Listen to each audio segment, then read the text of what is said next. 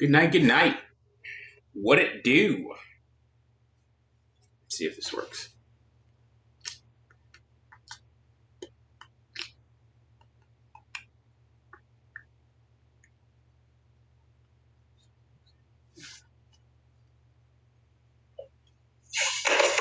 Good night, good night. Sweet. Alright, sorry that took so long. It's just like behind and like lagged. Or not lagged, but it was just behind on my phone. Yeah, so hope you had a good Thanksgiving. Mine was good. All things considered. Really shouldn't complain. Actually, really can't complain. There's one thing that was said by my cousin that like made me think about my family, my immediate family, and how we do things, and just seeing a lot of other people around that are like together, and then I'm like the only one that's representing my immediate family, and it's just like, dude, like crazy. It's crazy how people change over the years. Um, Also, I was down in Tampa and I wanted to meet a couple friends. It didn't happen. One friend was out of town, and really is kind of like the inspiration behind what we're going to talk about tonight. And then another friend just wasn't available. I got him kind of late, so he just wasn't available. But if things kind of work out, I might be in Tampa a little bit more. We'll see. We will see. In fact, let me just share this to that one friend. Um, ooh.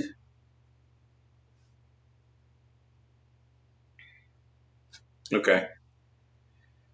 Yeah. So tonight, so I had a great conversation with a friend, and long term friend, old football buddy, man, and probably one of my like better best friends in high school.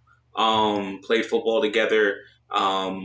He was always, he excelled in so many different areas, football and just intellectually as well. And just hearing him talk is it's just amazing, man. It's really just amazing to hear him talk because he talks with such grace and such eloquence. And he's always been a person that's actually been into like poetry and stuff too. I remember not just poetry, but like words. Like he was really good. He's very well spoken, and he's just refined that even more. But he talked about an idea that he had. So I'm not really going to go into his idea. I'm really just going to go into something that quote unquote supports the idea, which is a data pipeline, right? Like designing a whole data pipeline so that data can move into like that can be ingested into the application and then be stored and then later processed.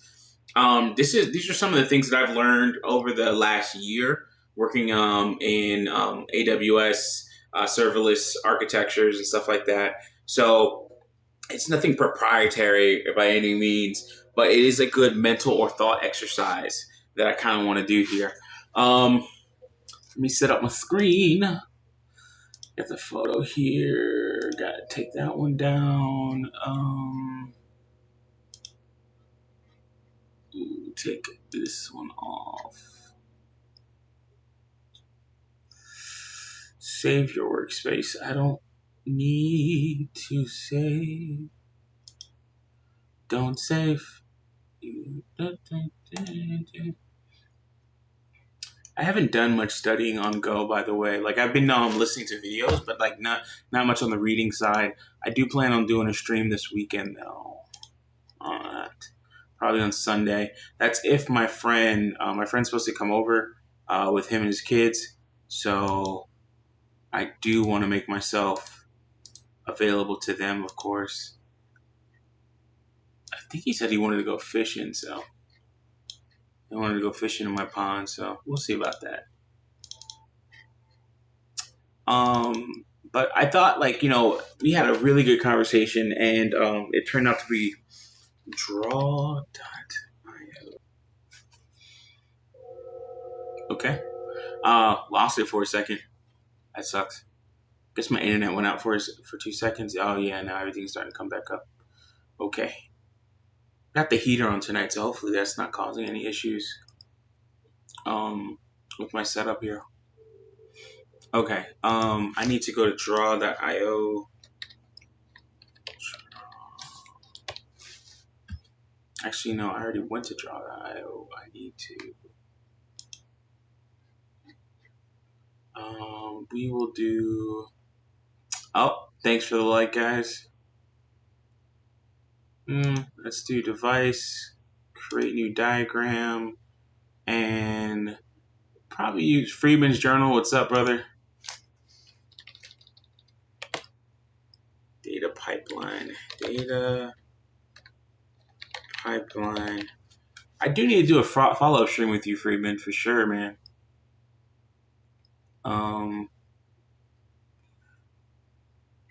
Do you need to do... This can be a flow chart. Yeah, I guess it could be a flow chart. Oh, let's show you what I'm doing.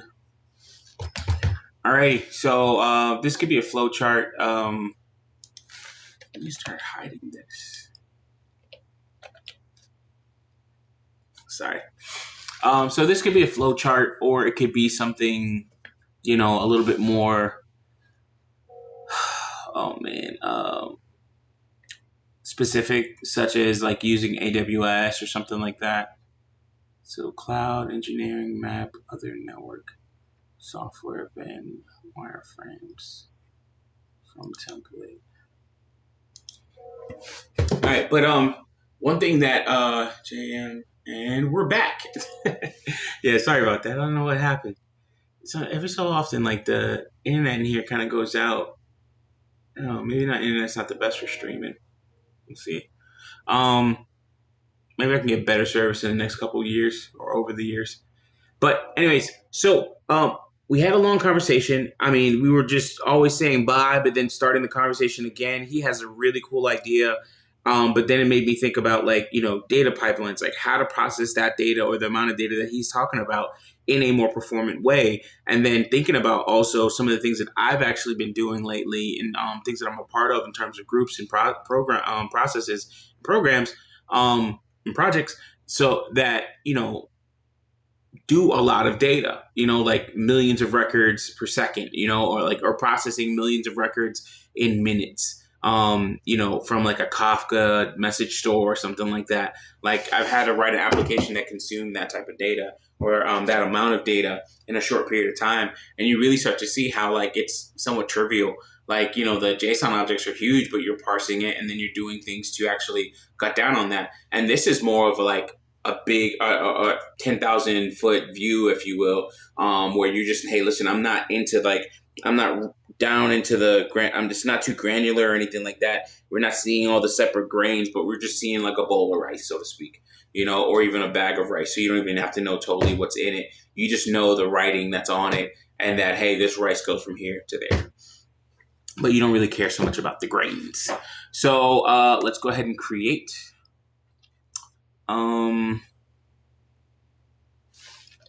Data pipeline.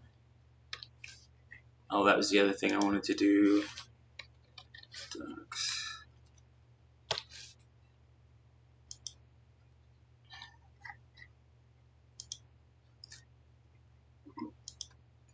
Excuse me. I did that like right in your ear. Sorry about that, guys. For those that are watching, appreciate you. All right. All right. So data.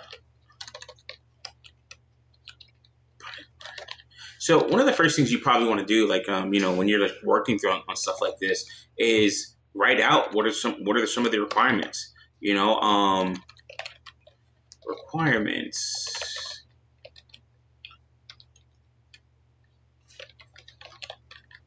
Process data in near real time.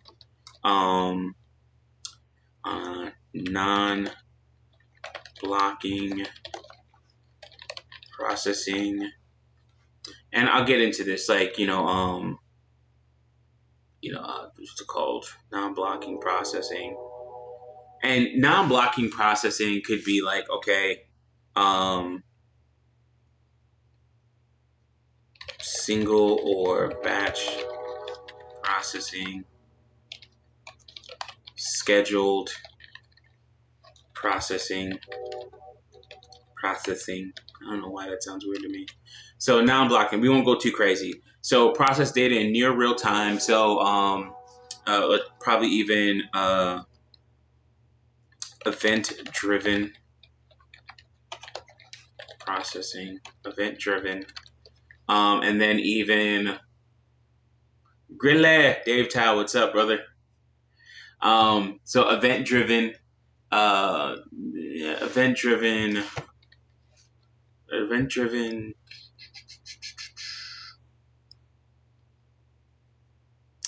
Yeah, event driven execution.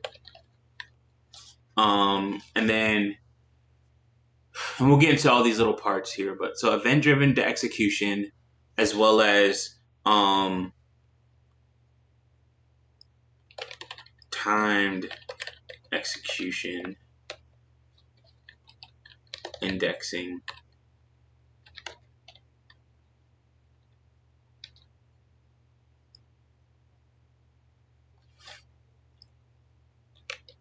It's the same as manual execution. So how do you deal with that? Tiered execution. That might be something later on in terms of like a feature. So maybe not something that you deal with, first time out. And then parallel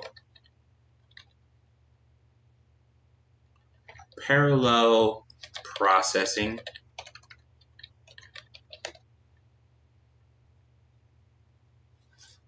Yeah, parallel parsing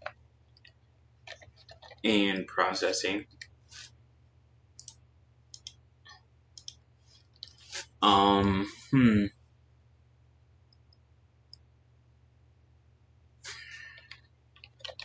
Load balanced.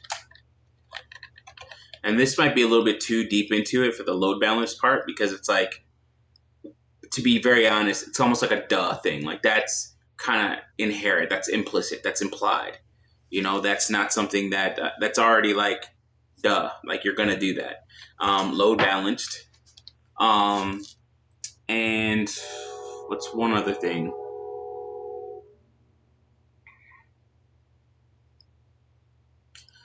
You could say fault tolerant, but that could be your data storage. Maybe regioned data storage. Storage and storage agnostic.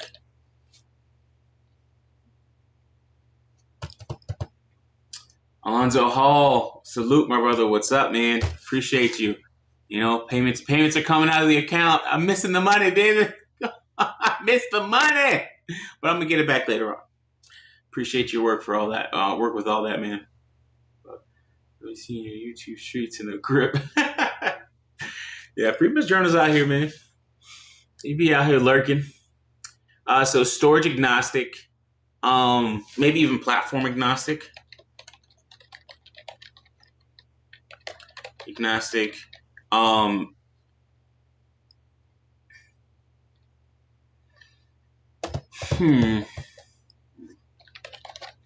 Simple ingest API. Multiple front end channels. Don't worry, brothers. Only growing. That's a good point, because I forgot to start looking in there and put it into my portfolio as well. Oh man, yeah, that's great. Thank you for reminding me. I totally forgot. I gotta log into that account and then start tracking the amount going up and everything else like that. Because what was I tracking the other? Oh, I start to track my HSA. So even in my HSA, I have $7,000 or something like that. I'd be feeling so damn broke because I don't have the money in my hands. I just see stuff going out, and it's just I'd be feeling so damn broke. And then I look at my spreadsheet, I still feel broke, but it's just it's there. It's actually held on to. So that's always something. But definitely, For those guys that are higher income individuals, especially working in coding or anything else like that, talk to our brother Alonzo Hall. He can help you out with an index universal life policy, which is the was going to say, just about to say the broke man's Roth. Definitely not the broke man's Roth. It's the rich man's Roth. So it's definitely something that can actually help you out later on in life. And what's it called? Later on in your career when it comes to making more money or over a certain amount. But I would personally recommend, before you even do all that, max out your 401ks, max out your HSAs, and in some of your other investments, and then you can start putting money into that, because everything is buckets. But he can help you out with that, and then he has other people on his team that can help you out as well. And I'll be doing more with him and his team. Right now, I'm trying to focus on what I got right now, and then some of the investments I'm making in another business like the dog breeding business. I definitely want to do a live stream on that actually as well. So that'll be to come. So data pipeline exercise exorcist. All right. So multiple front end channels, simple API. Simple ingest API, multiple front end channels.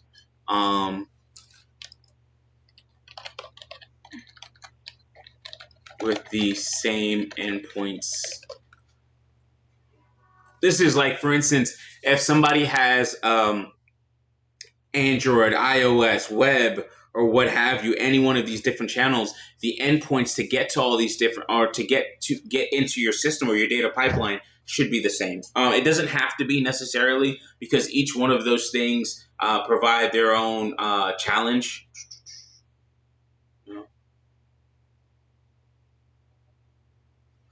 Each one of those provide their own type of challenge of some sort. So you want to be cognizant of all of that.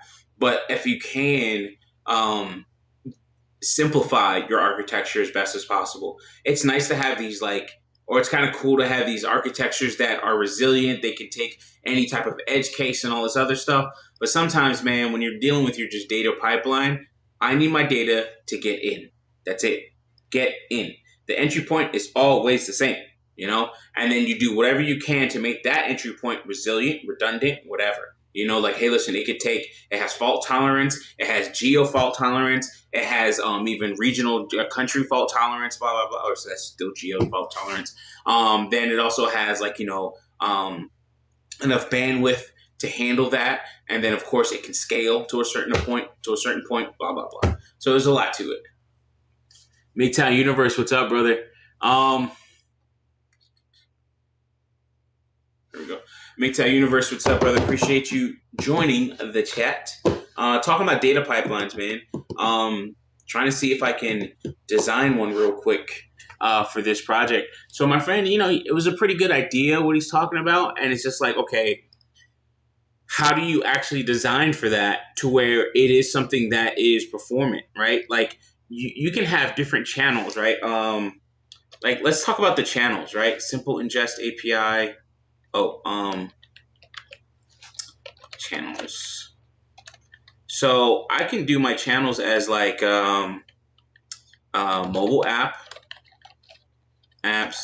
So that's iOS, Android. What else is there? Yeah, that's pretty much it. Those are your big ones, right? And then desktop. So that could be an Electron app, if anybody knows about that. It's pretty much just a web page, but without the browser, and it has direct input out. It has direct I/O access. So you hit the file menu. You can make your own application pretty much, and the code will be Node.js internally or within that app. So Electron, and then also it's you can go to any platform, so it's multi-platform. So when you code for one platform, you can actually make an application or produce a binary or what have you, or a bin file, binary, for any operating system, Linux, whatever, Linux, Windows, so on and so forth. So Electron and web. And then you can talk to computers. So REST, REST API. So they can just, consume the REST API directly. So they can consume the REST API directly. So it's computer-computer communication. Hey, listen, this is the endpoint. Or you have one service that you're using, and then it has a webhook into your REST API. So that is another way that other computers can talk to your service, right? Get into your data pipeline. So we got what? It's 5. What else you can do with computers? Yeah, I mean, you could say, there's other protocols you can use as opposed to REST, and your REST methods will be your get, post, patch, deletes. You could break it down even further where maybe you say, hey, listen, I'm going to have a post and get. Oh, no, it's the data pipeline. You want to put stuff in there. You may even have a patch and delete or something like that. That might be something different. You might have webhooks for stuff like that. So those are your biggest ones, right? You're going to do a post because you want to create new data. You're going to do a patch because you want to modify previously created data. And then you have a delete because you want to get rid of previously created data. If you wanted to get data, that might be another data pipeline for that, right? We're just talking about a data ingest pipeline. So, a data pipeline ingest.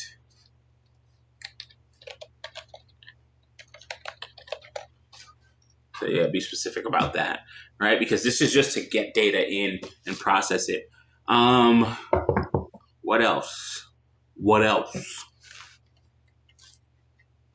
Incomplete cases. Listen to Sampha. He has this one song, Incomplete Kisses, really good. Ooh, yes, he's good enough.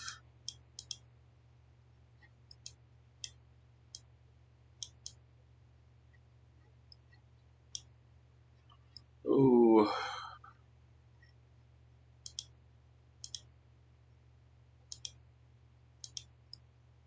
There we go. Maybe this not be the best, so let's see if I can. Let's do Blight. I think that'll work better for y'all. Okay, and y'all can still see stuff. Yeah,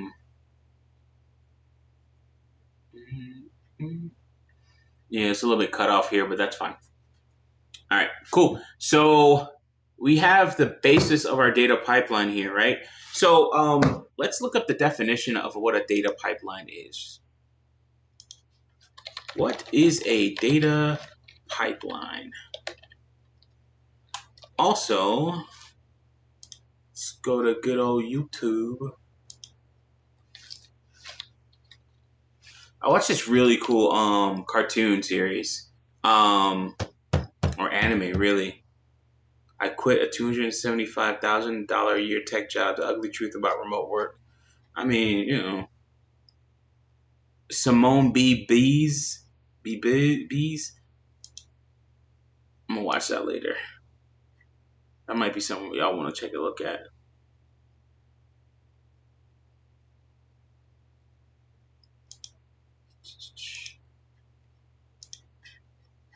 I'm gonna put that in the chat.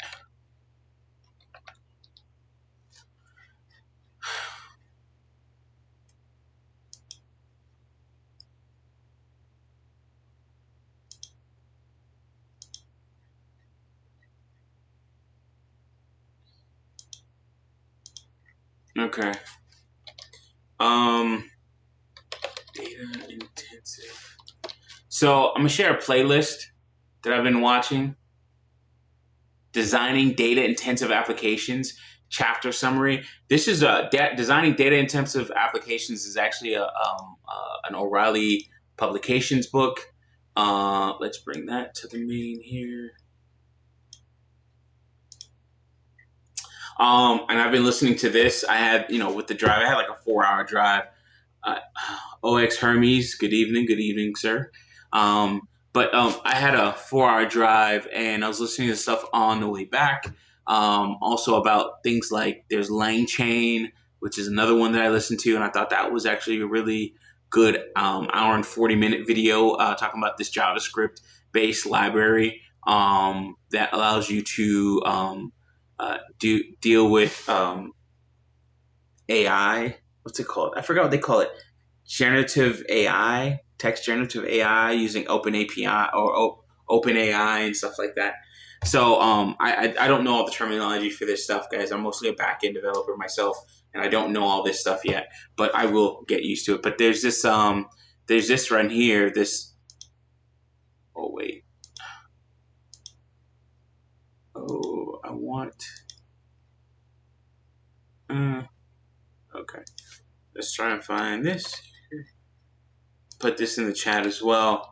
This is a whole playlist of that about that book. But data intensive applications. I think it's a good overview of that book. That book is it's a highly technical, dry read. For me, it's more like a reference book. So you're gonna get that book, and you may read through the whole thing if you want, but it might be something that you're better off just reading every so often, or reading a chapter, or reading what you need out of it. You'll get a bigger and better picture if you read the whole thing, of course. But I'm not a big reader, guys. I got to get back on my Golang reading as well. I've been doing other studying with Golang though, and I also want to incorporate it into this. But in this book, they start talking about like data modeling, storage and retrieval, and other things, data replication. I'm on the data replication portion of it, 12 chapters. So, how do you move your data between these different applications? How do you design this stuff? I've seen the other side of it in terms of the plumbing. So some of these things I've already seen in play or in practice. Another thing is going through your requirements and then actually modeling them. So actually, let's get to that too. All right. So what is a data pipeline? Let's see here. All right, so going off of IBM.com, a data pipeline is a method in which raw data is ingested from various data sources and then ported to a data source. So if you think about back-end development, most of what back-end development is just ETL. Extract, transform, and load, or extract, load, and transform, right? So for instance, you can extract your data, get it from any one of the sources, and then you can either transform it first and then store it or load it, or you can load it and then transform it later. In some cases, you might actually want to do an ELT pipeline, which is just get the data, store it, and then process it later. And I think that's what we're actually going to go for here now that I think about it, because I don't want to do a lot of the transforming, because one of the requirements of this is process data in near real time. Well, if I'm processing this data in near real time, I need to get this data, store it somewhere, and then it can be processed by a Lambda or serverless function, or I forgot what Microsoft calls their Lambda serverless functions. I forgot what they call it, but maybe it's going to get processed later on. You don't really care about processing it right now. Essentially, you're going to ingest the data in near real time. Boom, you get it. And then after that, you start doing all your processing and running your processing jobs. Essentially, you're going to have like a queue or something like that. Excuse me. You're going to have a queue where all that data is queued up, and then it can actually be used later on. All right. So, let's do an ELT pipeline. So process data in near real time. So let's do ELT. Extract, load, then transform. And what are our transformations? Like, if it's like some type of a document, or is it a picture, or is it a JSON object or something like that? What are you going to be doing with that? And then also, what is your storage? All right. So let's look at the pieces of that. Extract. So our extraction is going to be a couple different ways, or a couple different modes. So manual,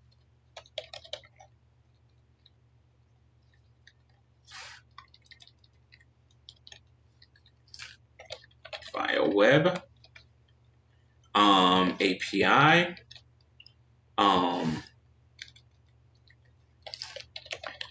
Another way of saying is extract is ingest, because you're not always going out and pulling data from a source. Sometimes the data just comes to you from a source, and you just have to deal with it as it comes in, right? So you can say that in a different ways. Just say, hey, I'm ingesting that data. So that means that the data is coming to you in some way, shape, form, or fashion, whether you take your hand, reach out and get it, or mom comes in with the spoon in the airplane. Yum, yum, yum.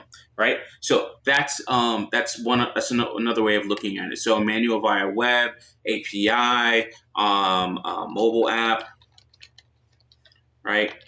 And then we're going to load that data, right? So we've decided that, hey, listen, I think it's best for us just to load this data to a database, right? So we don't care what type of data format it is. Maybe it's a binary file, maybe it's a JSON file. Right now, we don't care. It does matter, but maybe it's a JSON file, maybe it's a document, a PDF, an image, or anything else like that, right? So we're gonna load that data. So we're gonna load that. So store in cloud or local storage, or org controlled storage. So org controlled storage would be, your AWS is going to have S3, your Azure is going to have blob storage, and GCP, I don't know if they have, we'll just say Google Drive, right? They have a more business one. And then you can do different tiers and stuff like that. AWS, you have Glacier storage, where it's like long-term storage. And you also want to do stuff like that too, is like try to look at your data and process it and move it to other older data storage that might be a little bit slower to pull out, but it's there and it's cheaper to store and not use.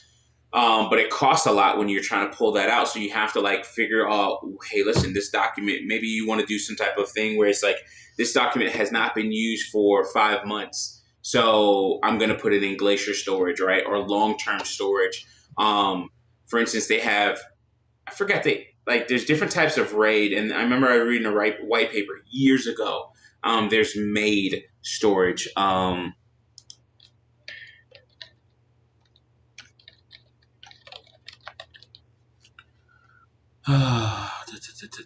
can't. Closest to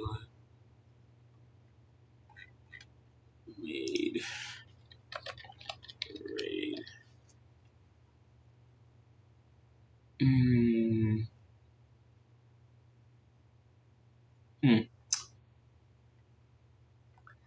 Yeah, massive array of idle disks. There we go. So, technology that spins up hard disks in storage equipment when access is required and spins down the disk when there is no access. This method cuts power consumption by spinning down the disk. Oh, sorry about that, guys.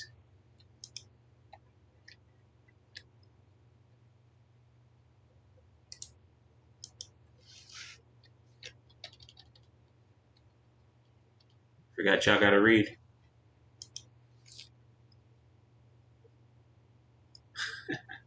Dollar Will, man, I've been seeing you post videos lately, man. I won't say coming out of hiding, but gracing people with your intellectual prowess.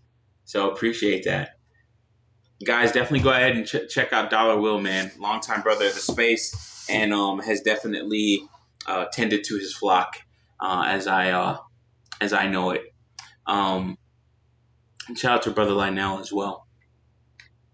But this method cuts power consumption by spinning down the disk. This technology is highly energy efficient if applied in storage equipment that has hard disks that are infrequently accessed and disks with no access for long periods of time. It is mainly used for backups and data at regular intervals.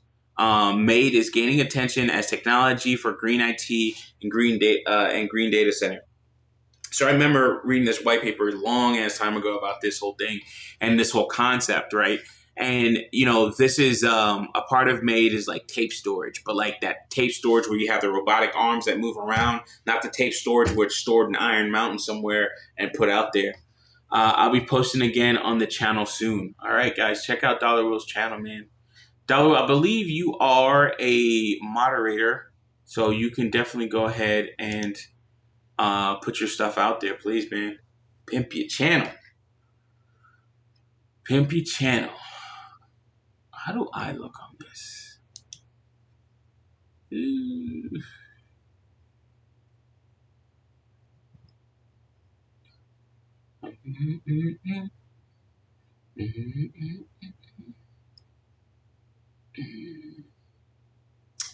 Yeah, I can't find that thing how I look.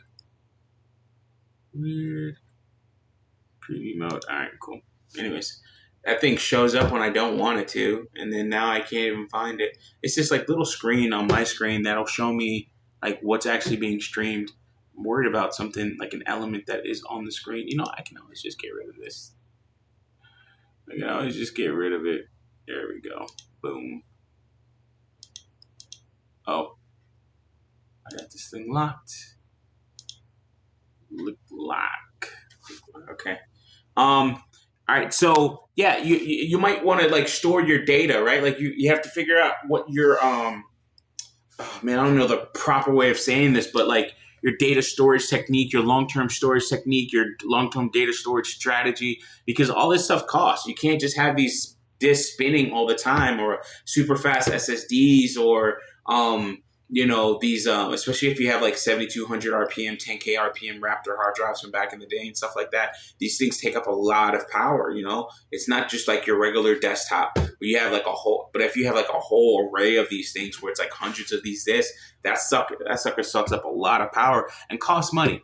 So yeah, you can do things like Made, right? So back to what is a data pipeline? Like a data lake or data warehouse for analysis. Ported to data store like a data lake or data warehouse for analysis. Before data flows into a data repository, it usually undergoes some data processing. This is inclusive of data transformations such as filtering, masking, aggregations, which ensure appropriate data integration and standardization. So that'll be things like if it says data. This is inclusive of data transformations such as filtering, right? So maybe you get rid of any null strings, so you take that property out of a JSON object, or filtering. So maybe you say, hey, listen, if I can convert this string to a number, I'm going to go ahead and do that, or keep it a string or something like that, what have you. And then masking, maybe you're doing things like what would be masking? What would be data masking? What would be an example of that? If you're masking data. Data masking could be you could be anonymizing some data. For instance, if it's a credit card number, you only have the last 4 digits as identifying information that is shown to the front end. Or stored in the database, and then that is taken from the database, and that's all you see in the front end. And then the whole data process, the credit card processing is done on another system that has the full credit card number, or the way that it can actually retrieve that full credit card number, just to make some type of compliance. Or you don't store it at all, and it has the way that you can authenticate with the service that can give you that information and process the payment, right? So that's what I think of data masking. I could be wrong on that. And then aggregation. So that might be where you start to do deduplication. You might say, hey, listen, I have data for this user, and it's the same user, but they have different documents or something like that. All right, cool. That user has this document. That user has, this bit of information or something like that. All right, which ensures appropriate data integration and standardization. So another thing is standardization. Like one thing that's like, I guess you would say from Army or maybe accounting, everything is capitalized. Like that's probably one of the easiest things you can do, or one of the biggest transformations that you can do is capitalizing everything, right?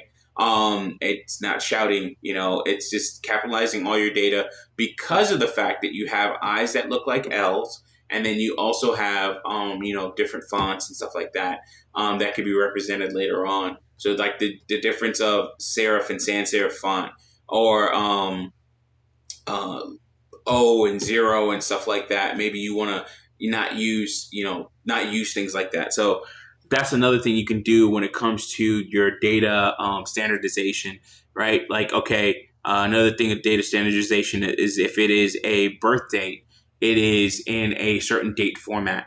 Um, excuse me, something that has a time zone away or something like that. So, or maybe it's just UTC. So whenever I got it, I converted to UTC, or a date stamp with a time zone on it, so that we know, hey, what time, like the relevance of these different time zones, or the relevance of this document. How relevant is it? Because if it shows that, hey, listen, this was done at 10 p.m., but now it's 5 a.m., was it done yesterday?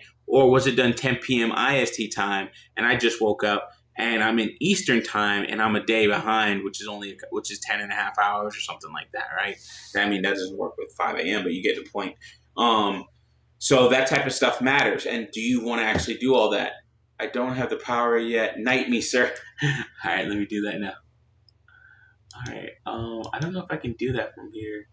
Give me a sec. Let me do it from my phone. I swear you had it, man. Hours or something.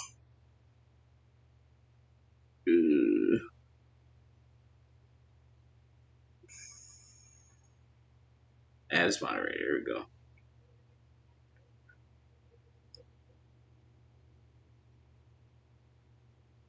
Okay.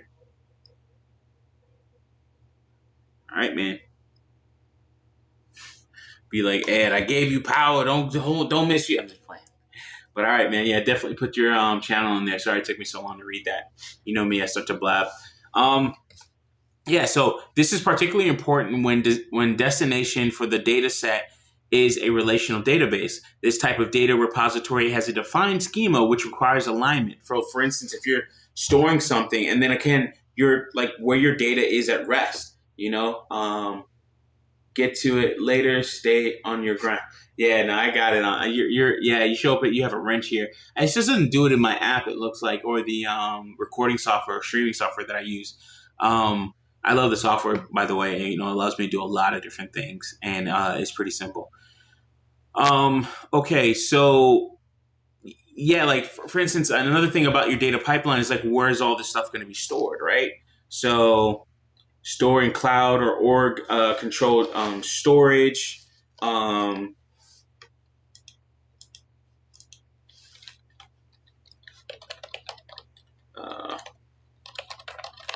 Database technology.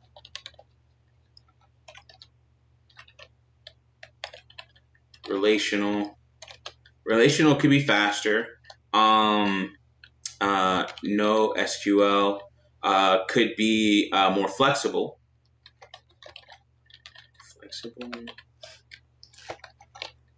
Faster lookups.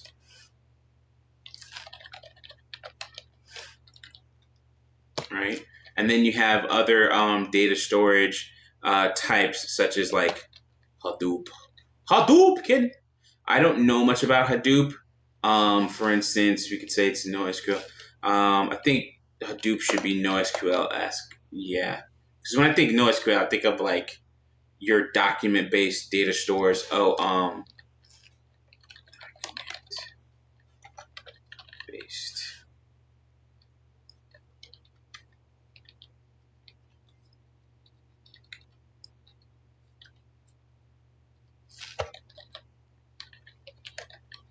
Like MongoDB, right? Everything is a JSON object.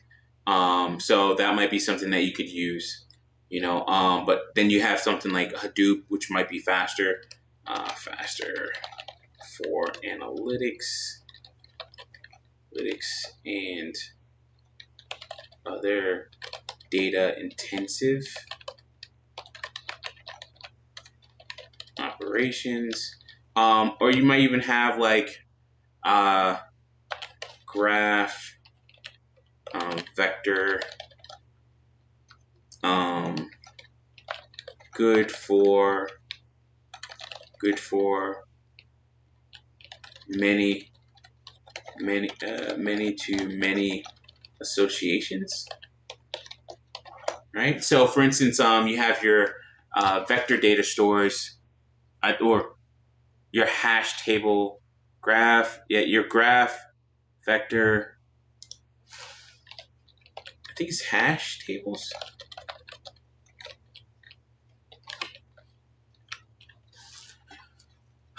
Let's see here. Oh, consistency, consensus, data models, designing, storage, and retrieval. So he talked about it here. Used the phone book a little bit.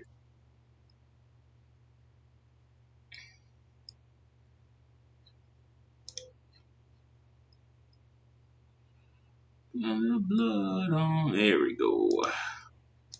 Yeah, here we go. Graph. So, for instance, in this video, what he talks about is, you have one node is what they call it. They'll have like these data points, which are nodes, but that node might connect to this node and it has some type of relation, but it also connects to this node because it has some type of relation. And what you can do is when you're going from, you have one node as your entry point, and then you start following that graph or traversing the graph to find all the different similar entry points and then the connections. And those are called, I think, vertices. Or vertexes or vectors or something like that. Again, I don't know about every one of these technologies, so this is more of a thought exercise to whet your palate and say, hey, listen, I want to do more research on something like this. So forgive me if, for instance, Hadoop. Hadoop, I think, is a NoSQL technology. So it's not like its own thing, but you have your relation, NoSQL, and graph. Let's say graph. Yeah, graph based. Right? Oh, thank you guys for the likes, man. I appreciate the 6 likes. Really do. Okay. Non-blocking data, non-blocking processing. So singular batch processing and scheduled processing. Just moving on from that. So you might have maybe you collect all the things that you're supposed to do and then execute them all at once. So maybe every 100 tasks or something like that, then you start working. Like, hey, listen, I ain't gonna do all this work as it comes in. That's just too much to do. I'll do every time I have 100 to 10,000 tasks or something like that, then I'll start doing some work. Right? Get that done and then move on to the next thing, right? This could be a problem, right? Because maybe you start to get backed up. You got 10,000, then 10,000, 10,000, 10,000, one after another is a problem. But if you've always been processing, these 10,000 records as they come in, 5, 6, 1,000, 2, 3, 1, 0, 0, 0. But you see during those times where you have 0, 0, 0, that you're not doing anything. So that might actually be expensive, right? That might be a cost because you're still waiting for things to do. It's just nothing's come to you. So it's not my fault you didn't give me any work. It's actually your fault that you still have me working while I'm not, you still have me here not doing any work, right? So you have to manage that process's time wisely, so to speak. And I have a hangnail. Okay. All right. So, yeah. So you can think of things like that. Like, do you want to do a single or batch processing? Do I want to do one as it comes in, or do I want to spend the time to fire up a Lambda just to do one thing? Like, that seems like a lot. But it might be good because then that gives us that goes back to processing data in near real time, right? And when I say processing data in near real time, the processing might be a lot of different things on it. Like, for instance, if an image comes through, right? Well, I might want to do some type of other analysis on it. I might want to do some filters on it or add filters to it. Take filters out, noise reduction on that image itself to make sure there isn't too much noise or issues with that image to the point where I have low quality images or something like that. So I might not want to do that processing all at the same time, or I can't guarantee that you're going to have real time processing for that image or that document or that file or that bit of JSON data. Like I might have to get back to it later. I can't do all of this right now, but it will get done and it will be pretty fast, like, okay. Another thing I was remember listening to a talk, and it was one of the Disney engineers talking about, I think using AWS. I think it was AWS, and they would store data, but the data wouldn't be available to use at another process. And it was one of those things where they had to read, the SLA for that service. And a part of the SLA was that your data will not be available for use immediately. It will be available for use in time. So if you're uploading like a movie file or something like that, right? Like, you remember, they're doing their stuff raw, 4K, 8K, whatever it is, and it is uncompressed data. Okay, great. Like, that's going to get stored, but it may not be able to be used immediately by that service, especially if you have things like data replication or anything else like that, which this gentleman does go over in one of the chapters in chapter 5, replication. So it's like, it may not be available immediately, right? Like, so it's like, okay, how do you deal with that? Like, how do you deal with that in terms of the product that you're giving to the customer?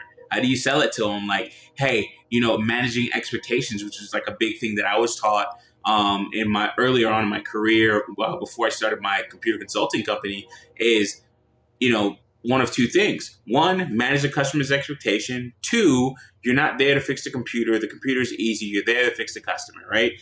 Educate them, make sure they're not doing the wrong thing, because the computer's only going to do what you tell it.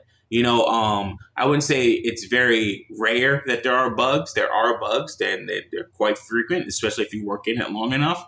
But the thing is, your biggest thing is to help the customer so that they can actually overcome those bugs or the shortcomings of the software and the shortcomings of their lack of knowledge, right? So, and then even scheduled processing, like, all right, cool. We have scheduled processing. Like, how we, when do we schedule this processing? Is it every hour, every 30 minutes, every minute? Like that might be another way of attacking things. So instead of, it won't get backed up, 10,000, but maybe I have 1 million records within that minute. Like, that can happen if you have a large enough organization. Auto manufacturers, large, burger chains like a McDonald's or something like that, large government entities or something like that as well. So it's like they can actually produce that much data in a short period of time in between those scheduled periods, right? So a minute, an hour. Oh my God, an hour? For some of these companies, an hour? You'll be sitting there processing that shit for days, okay? In the amount of time that it would take for like an hour. And then, of course, you have data loss too, because whatever that source is that's producing that data or has that data and storing that data may not store that data forever. And there's like health checks you have to do with all this stuff too. Event-driven execution. Well, that's another one, right? So non-blocking processing. So we'll just say, there we go. Non-blocking processing, tiered execution. Yeah, okay.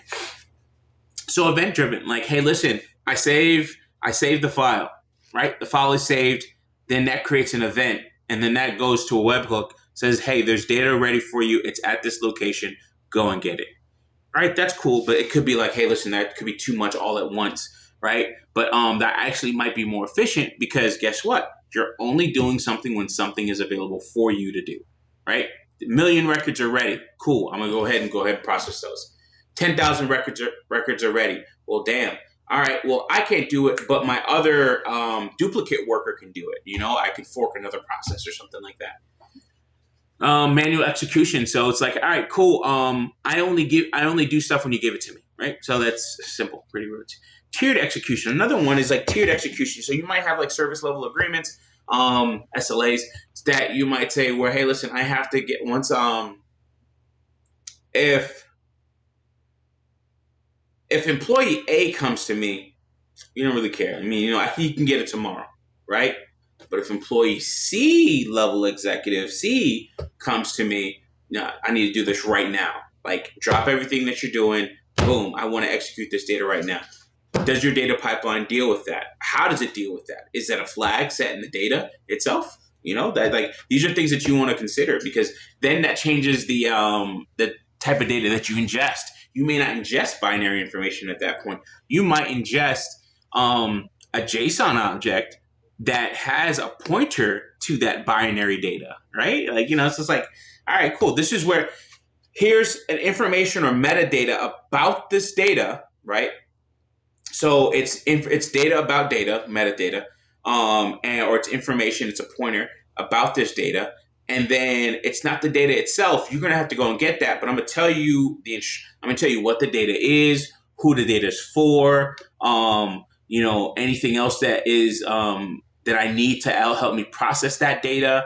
Maybe a checksum or something like that to say, hey, listen, if this data should look like this, right? Like, for instance, if you're getting an Uber ride, right? You could think of a checksum like an Uber ride, and then somebody comes to you and they're like, oh, is this, are you Michael? Yeah? All right, come on, And then you're like, are you Rick? Like, what's the password? Like, friends in need are friends indeed. But that could be like an M5 checksum. That could be anything else as well. So, it's things like that, right? Like, you want to have you want to understand what all that mean, what that is.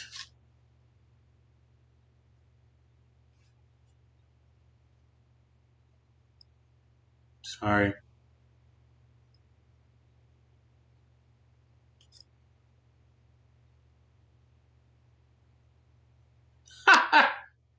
Well, it's cold outside. Shout out to Adrian Thomas. That's the brother that keeps everybody in the loop. Woo.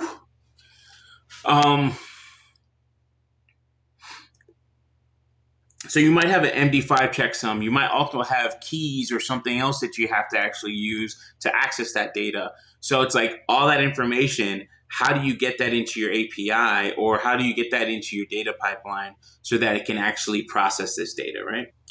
Parallel processing or parallel parsing and processing of that data, right? So, all right, cool. You got the data, right? Now you have maybe you have a piece of your data or part of your data pipeline that has to wait for that data to be in your pipeline in place. Certain checks and balances or certain checks or tasks have to be done before you can move on to other processing or other processing steps. And then in some cases, some processing steps can be done at the same time. Maybe you want to do some type of document translation. Maybe you want to actually go through that document, parse it, give you a text output of that document, then maybe run that through Grammarly, and then after running it through Grammarly, then you want to translate it to 15 different languages, right? And then you want to email it to other people. So some of these things can be done at the same time, and some of these things have to be done in order. So you have to look at your data pipeline for stuff like that. And I'll actually put it up on the whiteboard. It'll be easier to draw, and then we can go ahead and do things like putting it, let's see, make sure that the whiteboard, we probably want to zoom in on that a little bit more. Right? I'll probably make that bigger or something like that.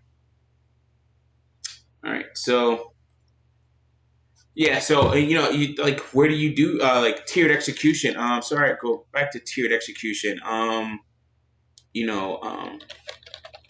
Important people first. Parallel processing. Some things need to wait and others can be done at the same time.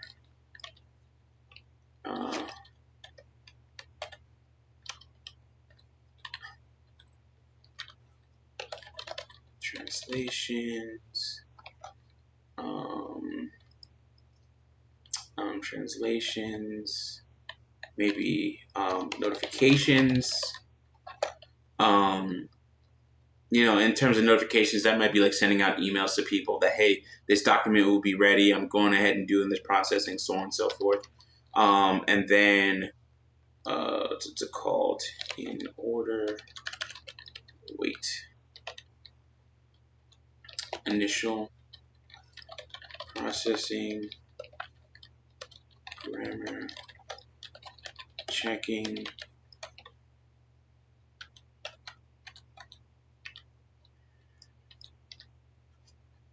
initial processing, grammar checking. What else can you do at the same time, or that you have to wait for?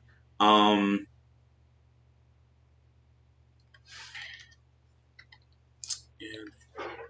Grammar checking. What else? Corrections. No, grammar checking.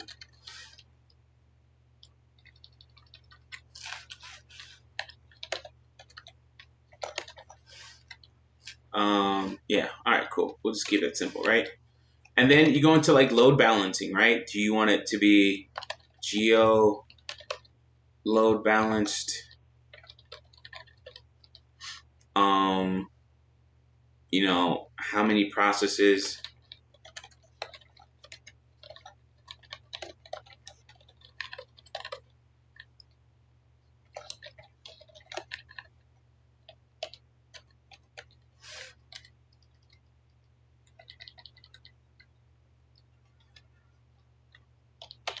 Okay. And then, so your data replication. One thing that is interesting that he talked about in chapter 5 in his overview of the designing data intensive applications, designing data intensive applications, as he talks about, do you want to actually have your data replicated before you even do move on to another process? Do you want to wait for application? Should I wait or replicate in the background? Replicate eventually. Right? Storage agnostic, right? So my data can live anywhere I want it to, right? So it could be AWS, Azure, or GCP, right?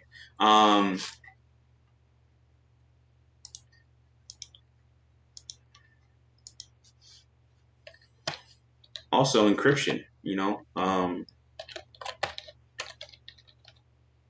encryption, like encryption, what's it called? Encryption levels, cost considerations. You might have different cost considerations, right? Like maybe AWS is a little bit cheaper to store certain types of data, and then you want to push over to Azure because it's cheaper to store your long-term data storage or something like that, or even a whole different service altogether, right? And then that'll affect retrieval later on as well. Platform agnostic. I mean, I can run this pipeline anywhere, right? So now that this gives you platform redundancy.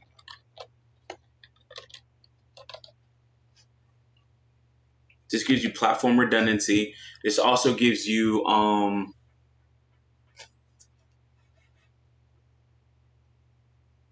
platform redundancy, no lock-ins, controls costs. Yeah, you can say that. Controls costs. Also offers, platform redundancy. We already wrote, which is offers choice. Oh, flexibility. There we go. That's it. That's a better word to use. Right? So you have a little bit of flexibility. So simple API, multiple front end channels, multiple front end channels with the same endpoints. Easier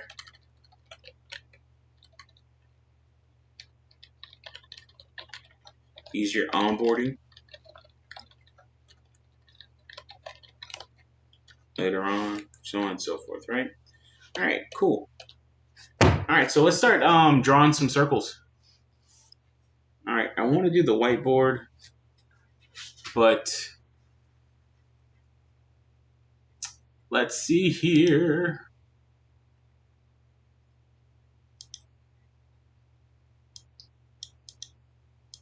Oof.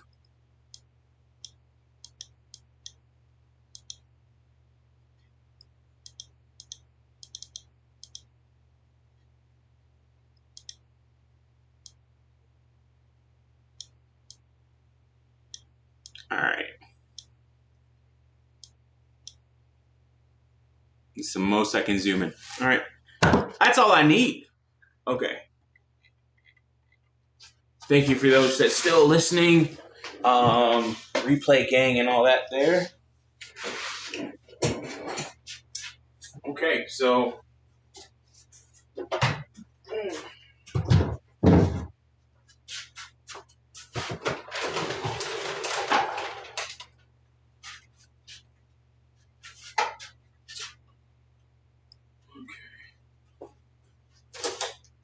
is this how that does not help?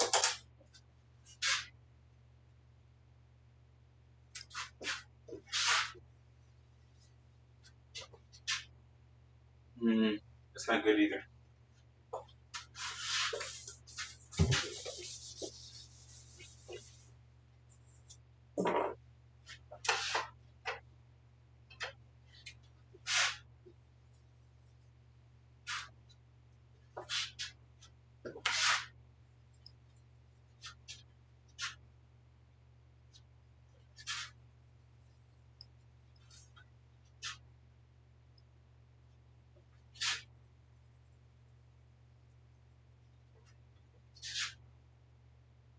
That's a little bit better. Try to see what colors work. I want to use this whiteboard more for other stuff, so okay. Black is definitely not working.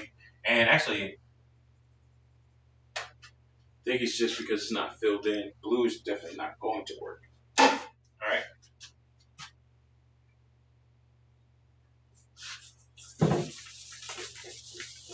This is just easier than me using something like Draw.io for now, for this stage. But I want to use this because it's easier just to be free-flowing and doing stuff.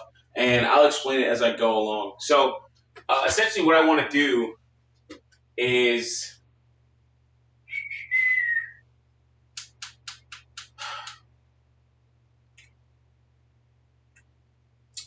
let's say we're working with a document, right? Text-based document. Something like Splunk would work with this. You can think of a data pipeline. Let's use for data logs, maybe a text log from a Linux server, Windows server, what have you. And you see Splunk do stuff like this all the time. Like Splunk is a great way of thinking about this type of stuff. How do you get data into Splunk? What are the applications that you might use, the methods you might use? What are the capabilities of Splunk itself? Also, what are the data restrictions in terms of licensing that you have to think about with Splunk as well? All right, so say you have a log file.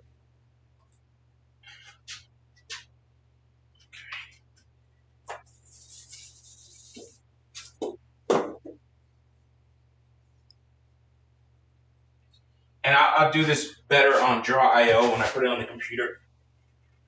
I just want to kind of whiteboard it here a little bit. So say you have a log file, like how do you get this data over to it? Well, in Splunk, you have a Splunk forwarder that transport those logs into your Splunk system, right? So Splunk here. So you have Splunk there, right? And I know you guys can't totally see this right now, so I apologize. But you have Splunk, and then it goes into your system, and then from Splunk, it might have an indexing system. So it's an indexer. And then it might also have, or this might be the heavy forwarder, right? So then that means it gets a lot of traffic and then forwards it on to the other parts of Splunk, right? You might have something that parses this log, parser, with Splunk. I mean, I don't know all the pieces of Splunk. I know in some cases you'll have like a heavy forwarder, indexer, and then something else, right? And then you also have the thing that actually does all the data storage, right? So that might be a red piece down here. So storage. All right, so you have your data storage, and then you have the piece that everybody uses, which is your search thing, right? So search. So you can kind of see that there. Okay, it looks better when I actually get closer to the screen, but it's still shitty. So excuse that. So this is your log coming into Splunk. Splunk has its first thing that its ingestion point, right? Once it ingests it, it might store it, right? Then what it might tell the indexer is that, hey, listen, I got this piece of data. This is information about that data, and then I want you to go ahead and index it, right? So then the indexer goes to says, okay, it's stored here, and then I have more parsed data here or something else like that, right? Again, I'm not saying this is exactly how Splunk works, but this is kind of how I would conceptualize my own data pipeline. So I have my indexer, right? It says, okay, I know it's here on this storage piece here, and then it's maybe some more parser information's here. And then I'm going to store that. I'm going to store that in my own database here.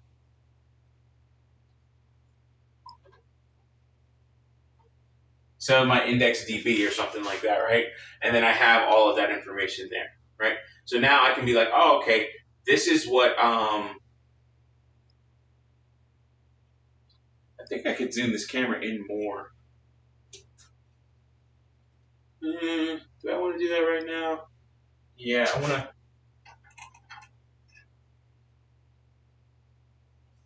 Actually, I think I can do it from my phone. Excuse me, guys. I think I can make this look better. Give me a sec.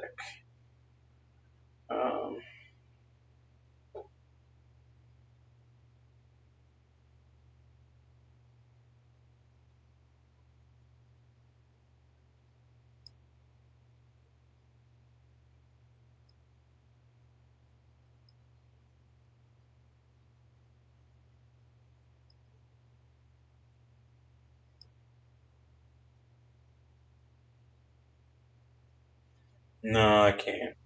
I'll futz with that a little bit later. Okay. All right, so you might have the index database or something like that, and that shows you where everything is in the system itself or something like that. And then the parser just processes information and then maybe even stores that parsed information back into the data storage piece, right? Where everything is at rest, and then adds or appends to whatever is in the data storage piece. And that could be a NoSQL database or document store, relational database or something like that. Once all that's done, I'm the client or the end user,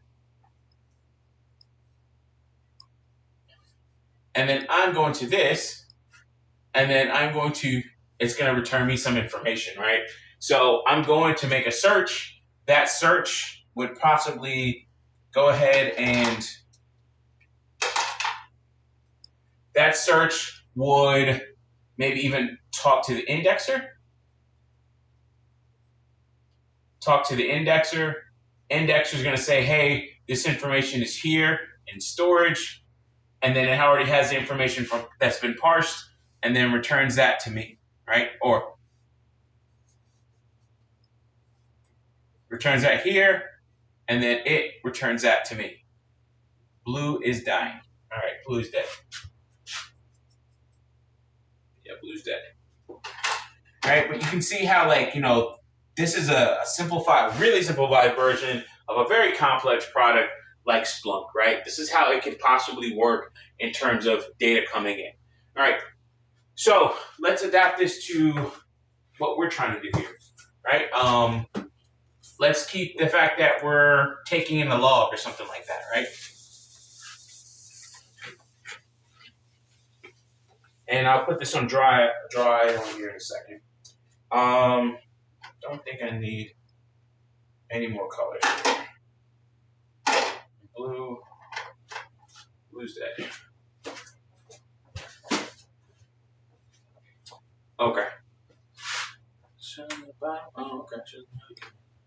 Okay, so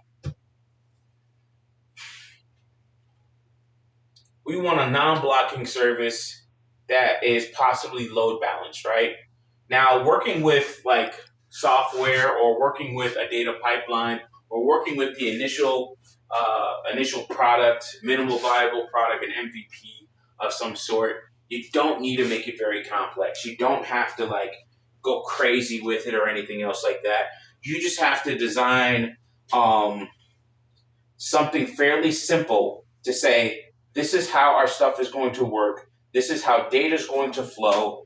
And this is what I'm going to do to ensure that data gets to our endpoint, which is maybe some AI processing, right?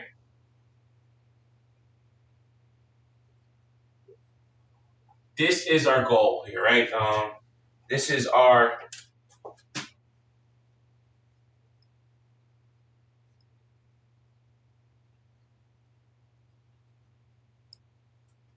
checkered flag, right?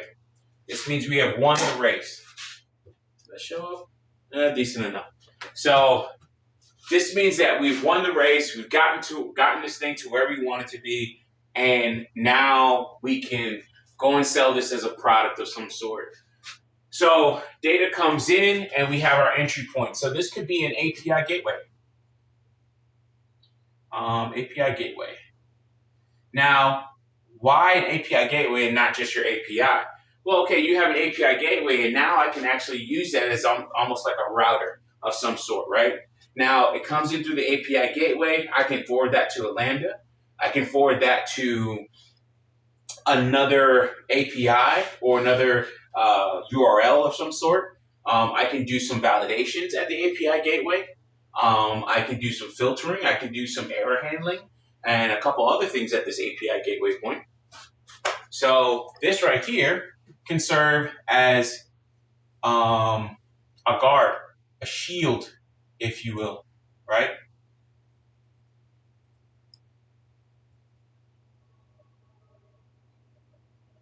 So this could be a shield. This can actually have throttling or rate limiting, to say, hey, listen, I only allow this API key, this user. I can have authorization, so authentication. I could have, authentication, authorization. I forgot the other thing. I might be having some things like,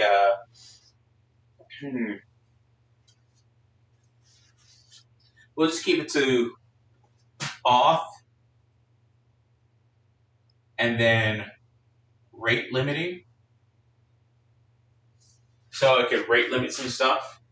Once it checks all these things, right, then it moves down to running out of space already, but it moves down to backend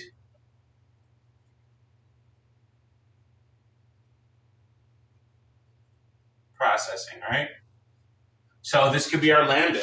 This could be our AWS serverless function or AWS serverless product or something like that, or GCP. I forgot, it's not compute. I forgot what they call it, but GCP backend processing or something like that, right? Because now we're getting this information that's coming in and processing it and then going from there, right? Now we actually start hitting some of our business logic, right? Maybe we don't want to do, what is our first thing that we're going to do with backend processing? This is our data ingestion point. We don't want to do anything that's non-block. We don't want to block anything at this point. We just want to retrieve data and store data, right? So maybe the next thing on this chain, we'll do some other colors, right? So next thing on this chain might be data storage. Storage. This could be S3, Azure Blob Storage, or any of their other storage products, right? And then this is going to return with a URL of that data and where it is, and maybe some other information. How much data it is, like how many bytes, bits, or how many bytes that data takes up. It might give us information about that data, its file extension maybe, if it's a TXT document, if it has no file extension, if it's a JSON document.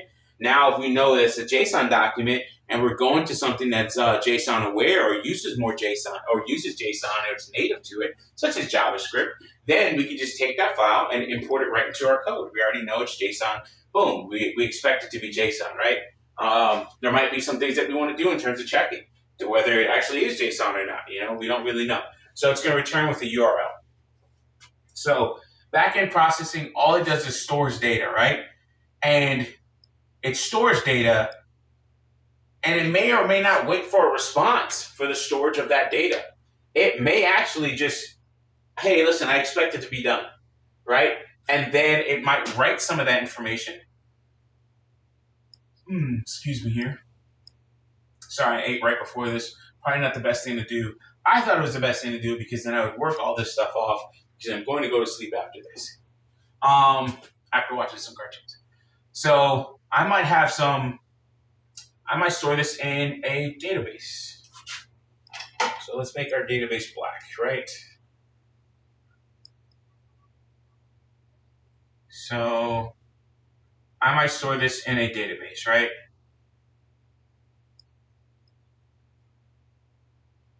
It's like an oil drum container.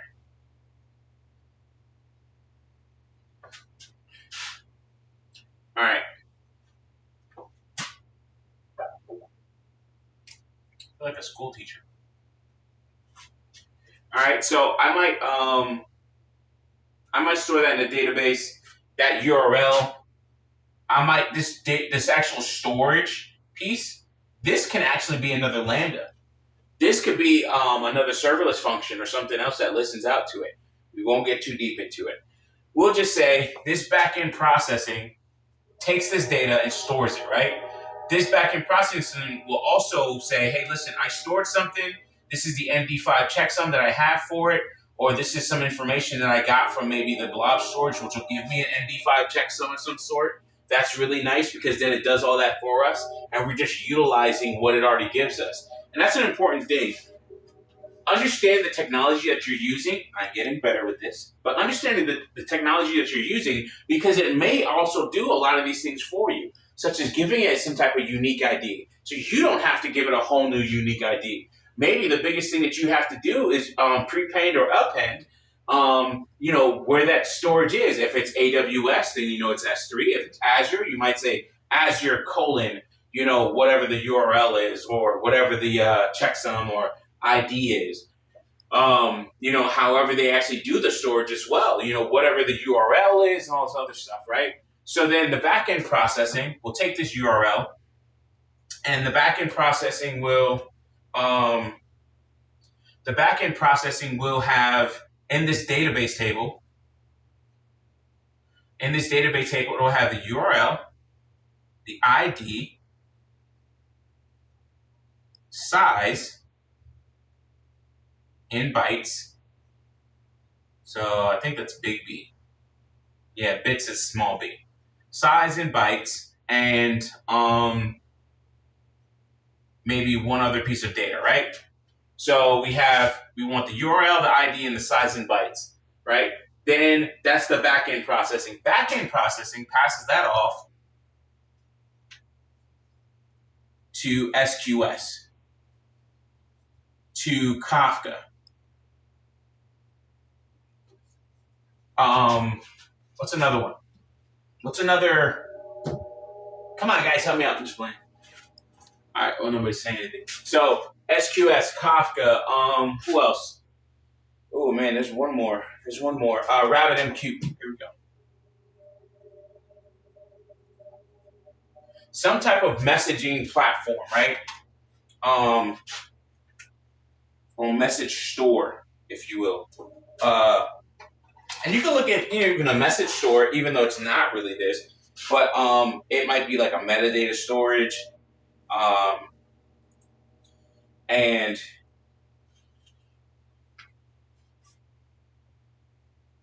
here we go, freaking Wolverine. Data read. Sorry. So message storage. All right, good. Mike's still good. All right, so SQS, Kafka, RabbitMQ. So these are message tree platforms that you can actually use to store information about, these are queues, essentially, right? These could be work queues. So you're going to take these work queues. So you have SQS, whatever, and then this information about this DB here, or this file that we have ready for us. Now we've moved on, right? API gateway, it's off, rate limited.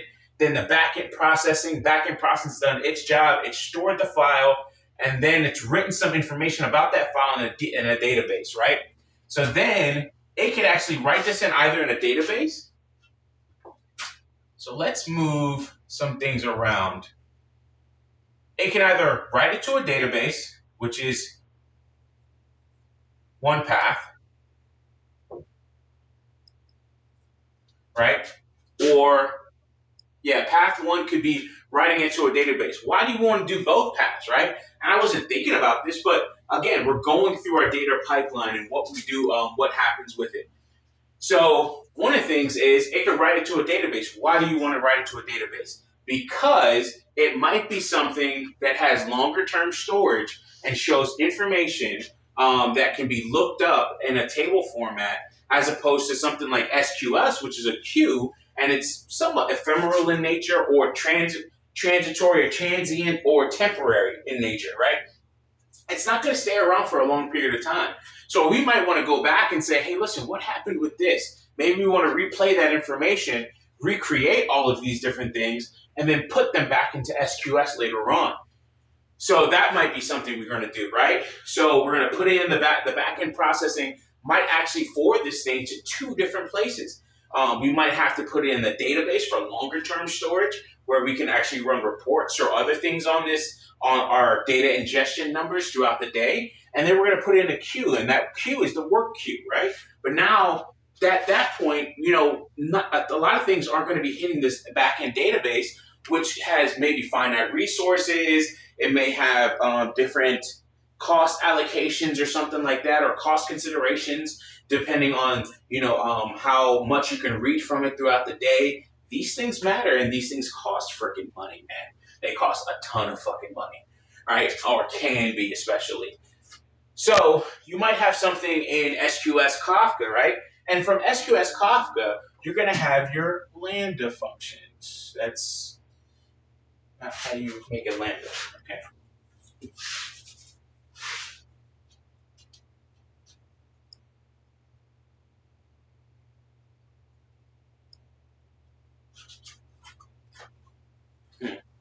Give me a sec.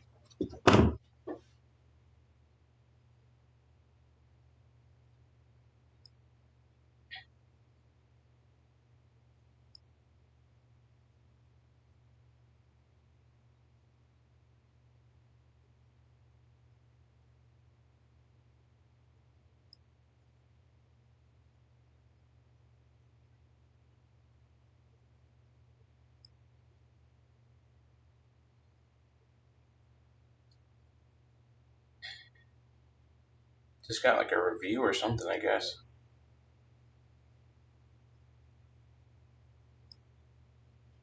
That's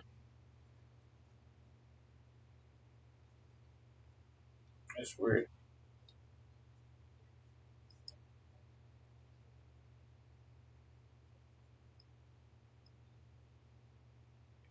Anyways, moving on.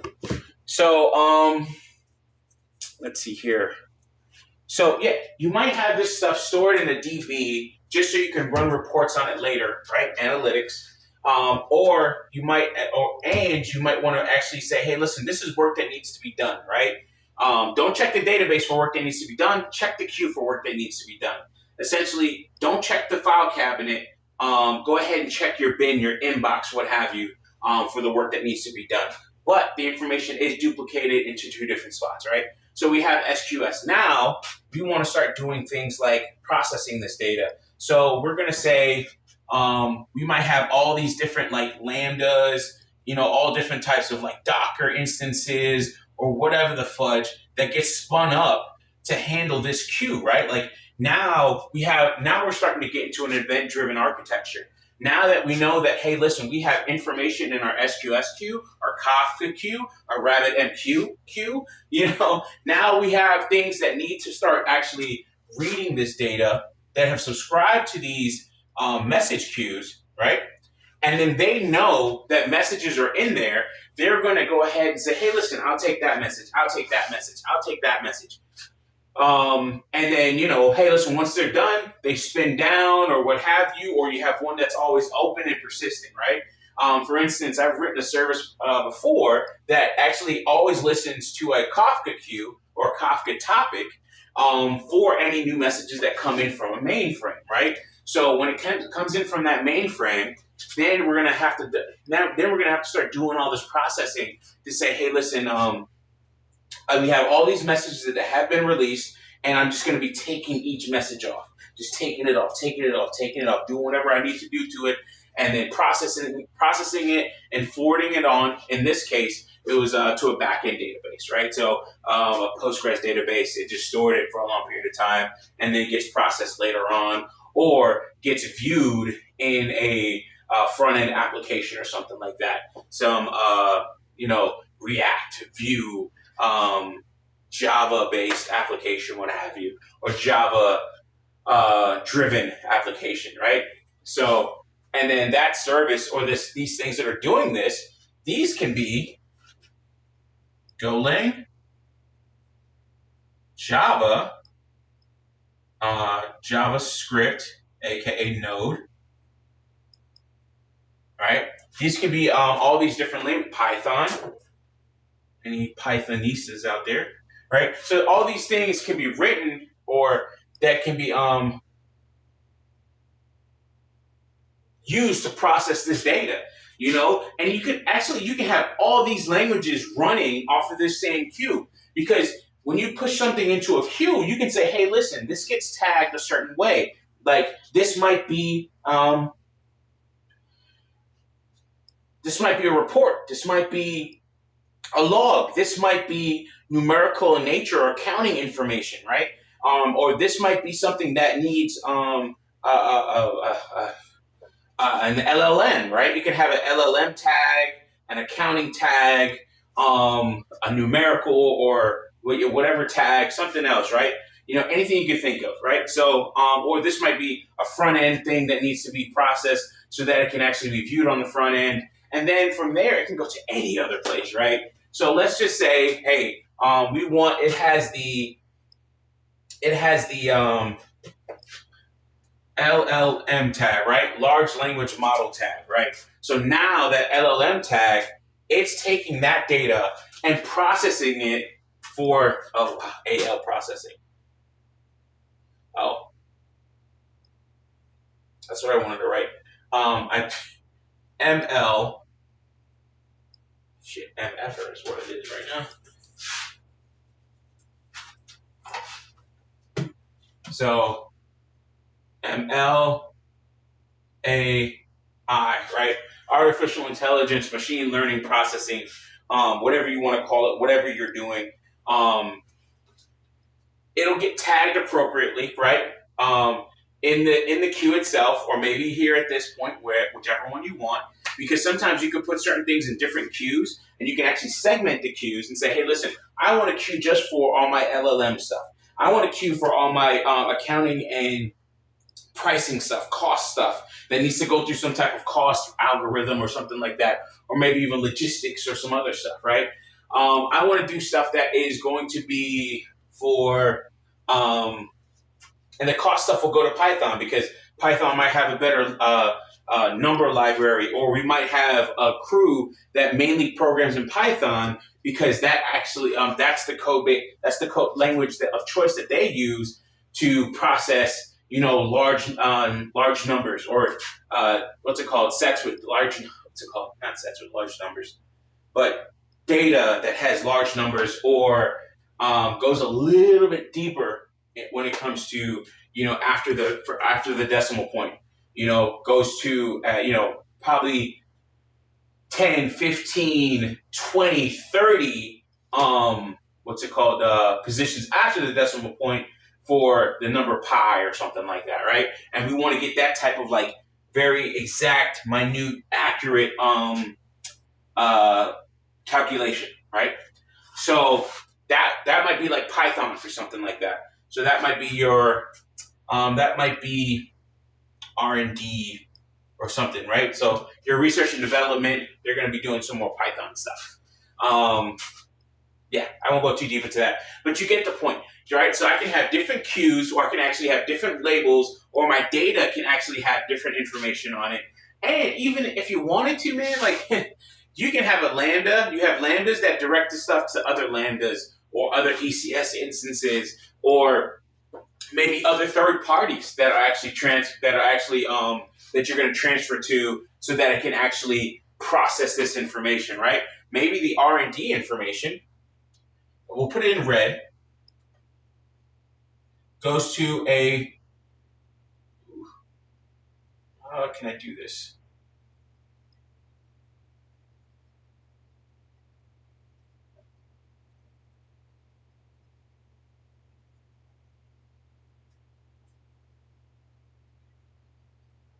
Third party, right? So the R&D information goes to a third party for processing, for storage, or anything else, right? We put it in red because now it's external to our organization. We have to make sure that this is done over a TLS SSL connection. There are keys that we might have to actually use for something like this. So that Lambda is going to do something totally different. And actually, the interface or the SDK for this third-party application might be written in Java, right? So it might be written in Java, so we're going to have to deal with that, and we have to work on that. Or we might have Java programmers that work only with this application, right? So we might have something, maybe not a Lambda, maybe an ECS service that listens to this Kafka queue and processes things as needed, right? So yeah, large language model. So we're going to be taking that, and then we're going to take that data, process it, do whatever we need to, and then forward it onto the ML AI processing. And this ML AI processing, that actual finish point or that end point might be something like LangChain. If you check out Free Code Camp YouTube channel, they have something about LangChain where it talks about, hey, this is what you're going to do, how you can do LangChain and as a JavaScript library, so that you can actually start using OpenAI or leveraging OpenAI to do prompts and other things like that, right? So this is a basic data pipeline here. We have our data that just came in. Put the markers away.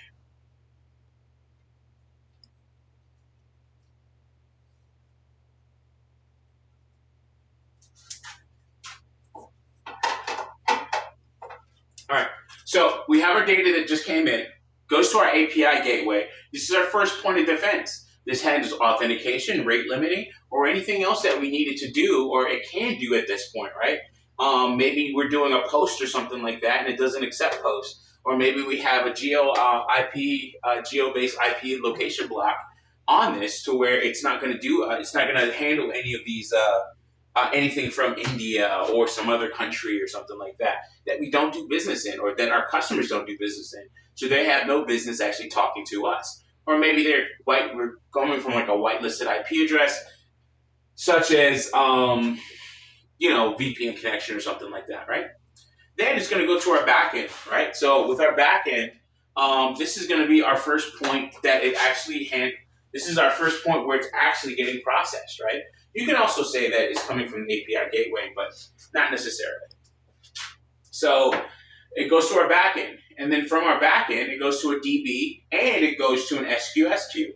Why do we do this? Well, for the DB, we might have that for long-term storage, and we're gonna have a URL. Oh, sorry. One of the first things that's going to happen is it's going to store that information, right? Whether it be S3 or Azure Blob Storage, that is going to give us some information.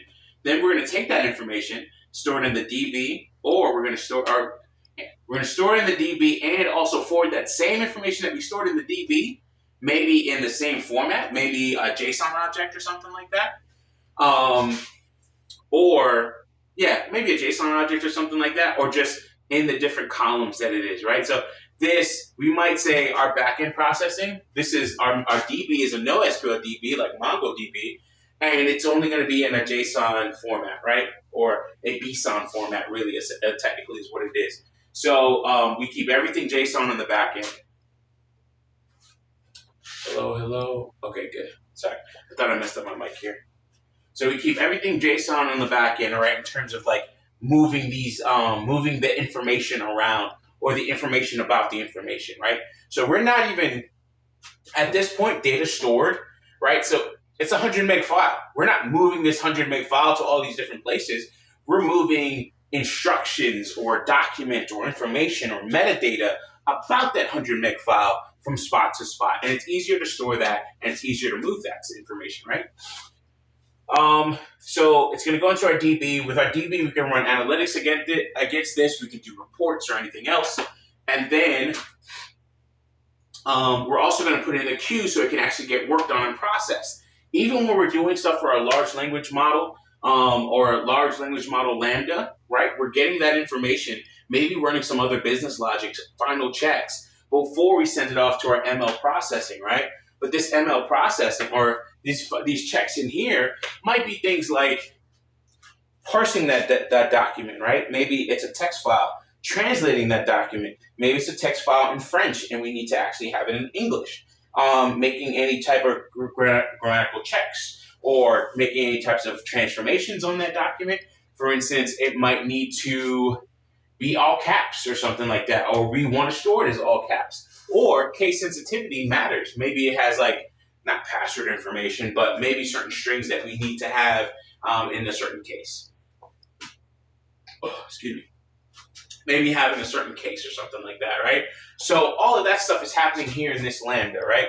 And that's going before, so now we have nice, clean, processed, standardized data going to our machine learning AI for processing, right? Also in this large language model here, or also in this Lambda section here where we're actually doing some of the processing or getting it ready to be processed, we might be actually doing things like, might be using LangChain, right? And then at LangChain, we're going to start developing prompts, questions, the way in which we ask the computer questions, right? So that it can infer, it can actually pull out certain data about what we're doing here, right? Or pull out certain data about what we are working or processing or working on. All right, and I listened to a video about LangChain earlier this morning on my way back and finished that up. So I'm not well versed in it, but I want to get to know it a little bit better. But essentially, a lot of that stuff might happen here, right, in this Lambda. We might do some LangChain stuff in here, depending. We might even have an ECS instance that is more permanent, non-transient, not temporary, that's permanent, always running, and then we can prompt it to do some processing before it moves on to our AI processing or internal business logic or something like that, that actually gets this ready for use or actually does the service provisioning. And this is not even like we're not even talking about this ML AI processing stuff, right? We can move the lane chain piece. We can move the lane chain piece out of here and move it into here, right? That could be our finish line. Hey, getting it to that point, getting the data to that point to where it now knows, or this piece knows about the data that's stored here, right? So that's kind of our data pipeline right there. Like we can get things from, maybe it's an R&D task or something like that that's in the queue, and we move that onto a third party. There's a lot of things that we can actually do here with our data pipeline. Just understand a data pipeline is customized to the data or the use case that you have for it. Just about anything is a data pipeline, right? Maybe you have sensor data. Maybe you have sensor data that, I remember I was working for, I think it was like Fish and I was working for DeRose Technologies at the time, and one of our customers was like all the way down in like by the Miami Zoo. And if you guys know, if you're like in Broward, the Miami Zoo is like the end of the damn turnpike. That's down there by past the FIU campus. That's down there. That's like going to Homestead, Florida. That motherfucker down there, bro. That's a 45-minute, hour-long drive. Easy, right? On the turnpike. And one thing that they did down there is that they would have these like sensors and stuff where they would listen out for certain bird calls, record it, and then I think go out there, collect that data, or that data gets transported back to them, and then they would listen to these bird calls, and it would tell them something about the environment of some sort, right? So it's like this data source can be this right here could be anything. This could be audio. This could be an image. This could be anything. It's just purpose built for what you have to do with it, right? All right, cool. Let's take this and let's take a picture. Won't last longer. Let's take a picture here.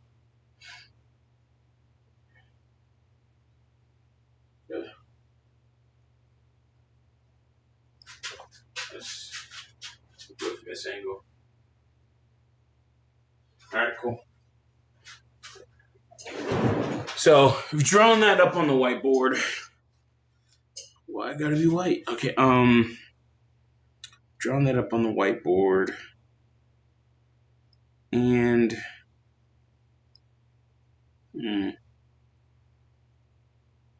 let's do this. The power of the Mac compels you.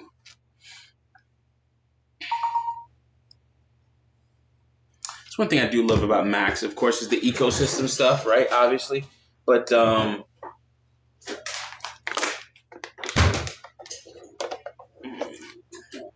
that one.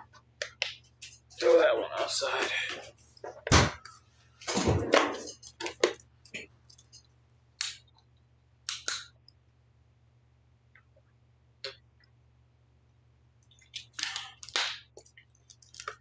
One thing I love about the Macs is that now that I have that data,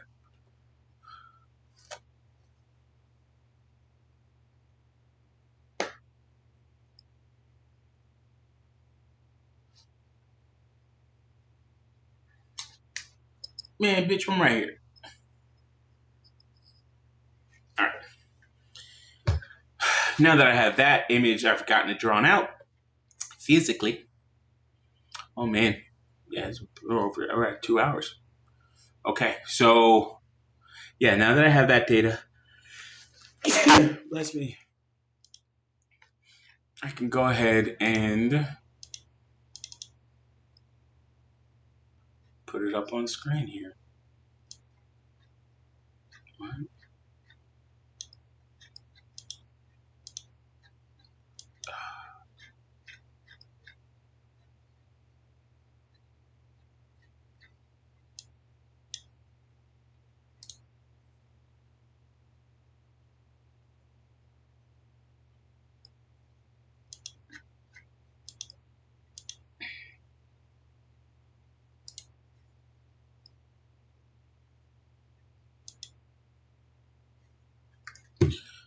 I'm not used to the Mac and the shit where it gives you different desktops and shit. It's like, bro, I don't need all that. I just need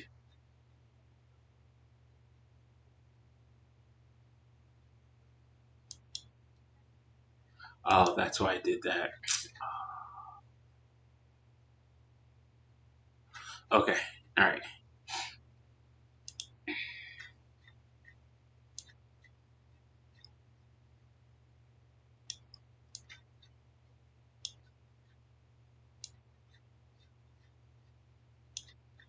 I know I was doing this. I know I was doing it. Okay.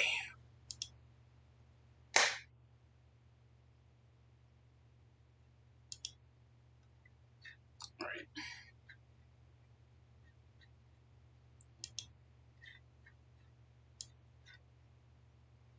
All right. Cool. So here is.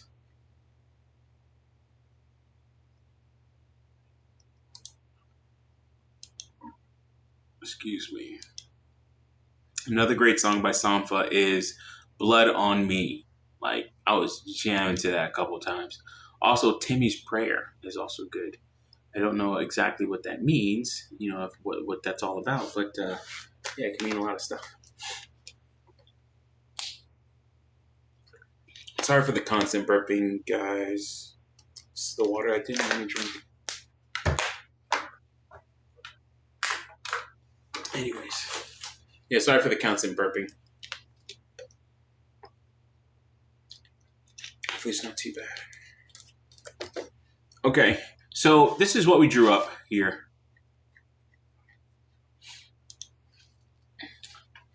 This is what we drew up here. So let's make this a proper document.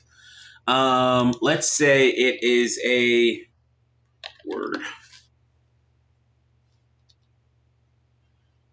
Let's say it's a Word document, or yeah, Word, or even a PDF. Maybe. Yeah, let's say it's a PDF that comes in, and we have our API gateway. So gateway. Yeah, so we have AWS's API gateway, and we're going to draw an association here.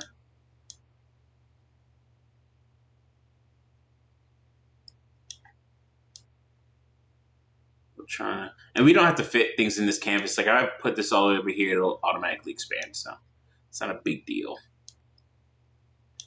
All right. I just want to kind of like consolidate it as best as possible. All right. And then with our API gateway, that might do some type of auth. Maybe we have another authorization piece, maybe even before that.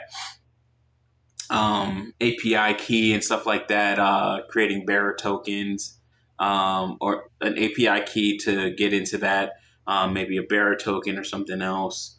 And then we're going to have a backend processing. This might just be another Lambda, right? So you start to see here or get a feel that, yeah, it's easier to just make it a Lambda like that. Use that one. And arrows matter, and the directions of arrows matter, right? So if that one is going this way, we're trying to show the flow of data. If there is data going the other way, we might have a double-sided arrow or two arrows, right? One for each direction, right? And we might separate those directions because we might want to note that even though this might take a different path on the way back, the return path might be different, or the path, the return path might be different. Right? And we want to signify that. So this could be another Lambda, right? For back-end processing. What's it called? Ingestion. We'll call this ingestion.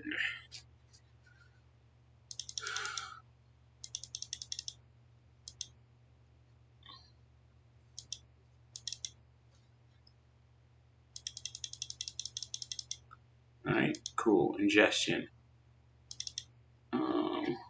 What is this?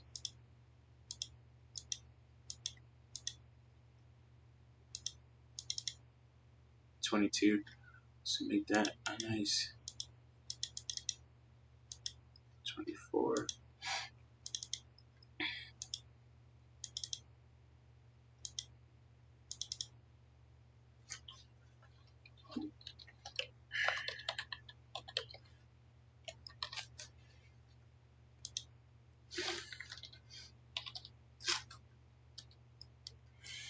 API gateway.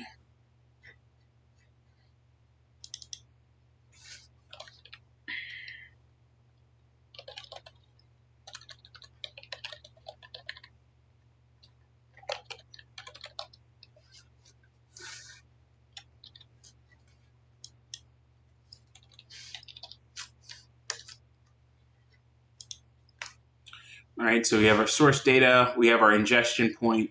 At the ingestion point, we're going to store stuff in a database. Let's say Postgres.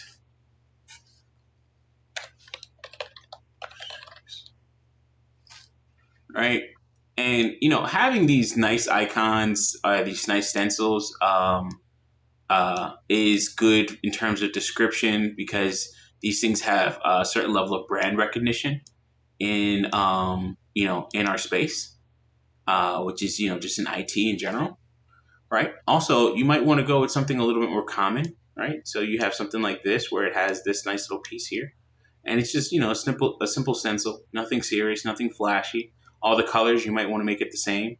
That might matter on certain documents. Also, if you're doing a certain documentation or a chart standard like UML or something like that, that's important as well.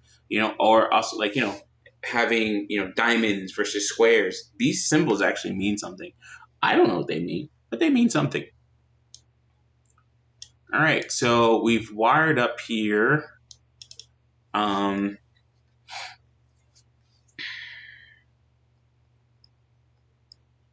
Oh no, I don't want to use Postgres. I don't want to use Postgres. I said I wanted to make them all, and this is another thing, right? So if I were to use Postgres, what type of database is that? That's a relational database, right? So that's going to have rows and columns. Well, I want to use a I want to use a NoSQL database, something that's going to store all this data in JSON, right? Because I'm going to be working in JSON in all these different points, and then my binary file is stored on some type of storage repository, right? That'll be that text document or what have you, text or binary file, whatever you want to call it, right? So I want to work with Mongo, right? And that's going to be the leaf. So most people know what Mongo, what this symbol means. So JSON,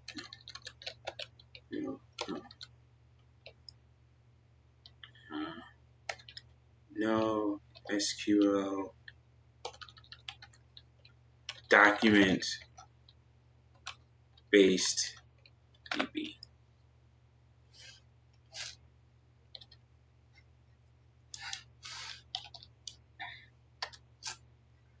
All right, so document based DB here.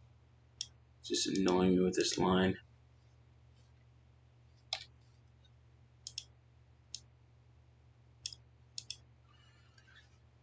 All right, and we might even take this line here and say long-term metadata storage. All right. Ooh.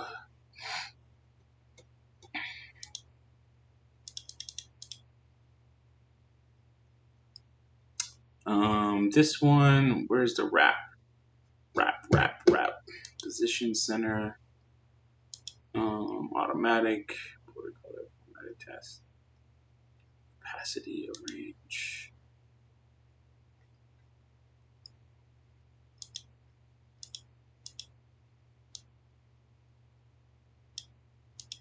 Long-term state of storage.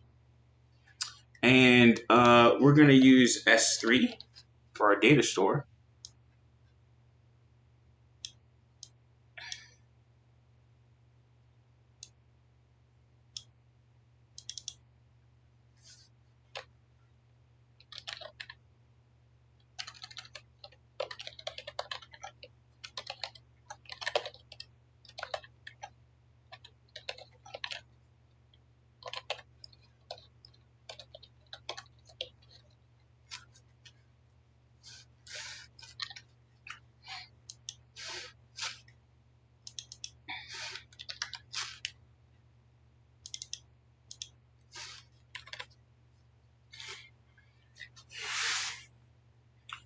right. So we have a pretty good, like, we're pretty much following what we already have here, what we drew out. All right. So then that doesn't, information is not pulled from this or goes in this direction, kind of how I have it here. But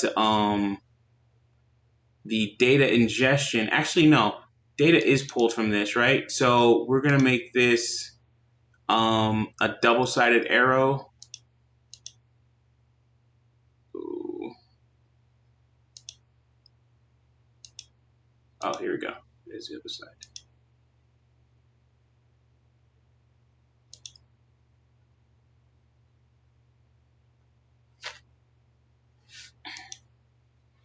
Okay. All right.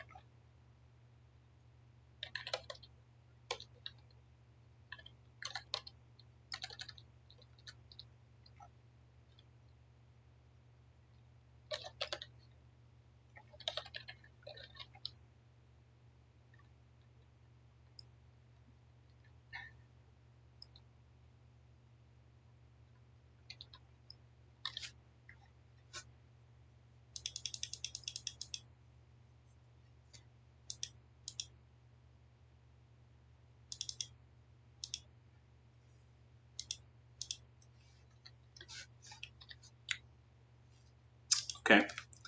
All right. So response stored in DB along with other info like time. Okay. Cool. So time. All right. So we have that. So and in that time, right? Like it's going to respond. So it gets stored. That data gets stored in the DB, like time, and then this gets forwarded on to SQS, right? So SQS.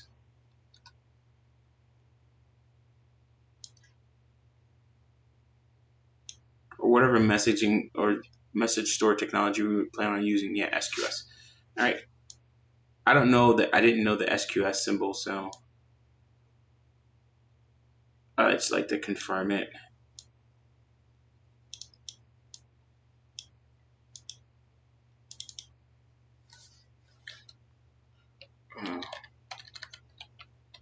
Work active Q.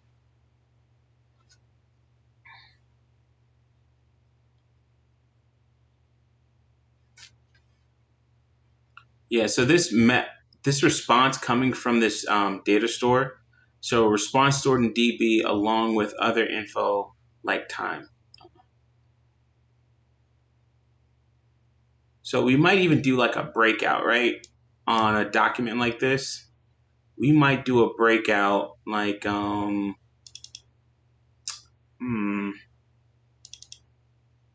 text. And we might do *1. And this will denote that this is a note of some sort, right? I'm making this part up as I go. So there's that. I guess much like everything else. Make that orange. And I want to attach that here. And then I might even have a nice table. Internal storage, general.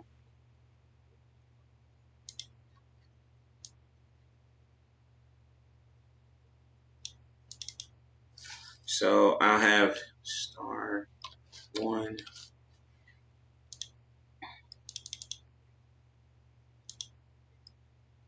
And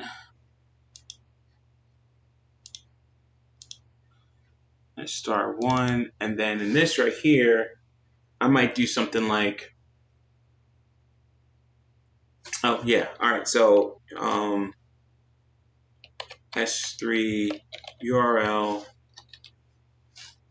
Oh, It should be a table, but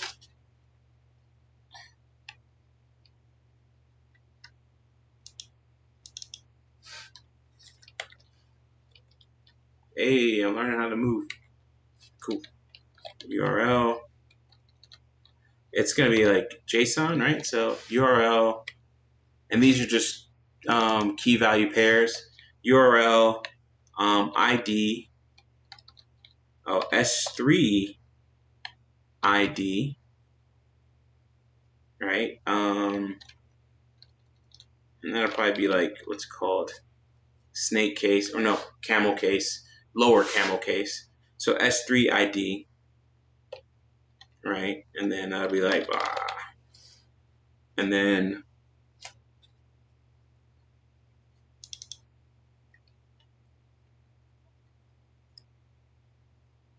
trying to see if I can zoom in on this. It doesn't look like it. I wonder how it looks in dark mode here on this. Dark mode don't look too bad. Yeah, I need to.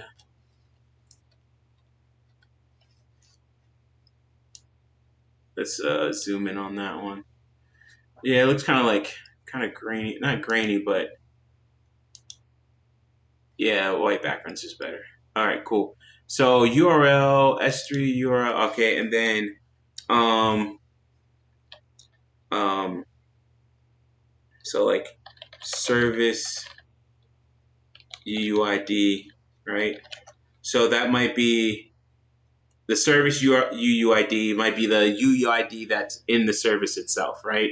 So I might have my own special ID that could be MD5 hash underscore this underscore that, right? Like it could be a whole bunch of different things, and I might even take that and parse it, and it does some other stuff for me. Or this has some type of value to me in terms of identifying things, having timestamps of when stuff comes in.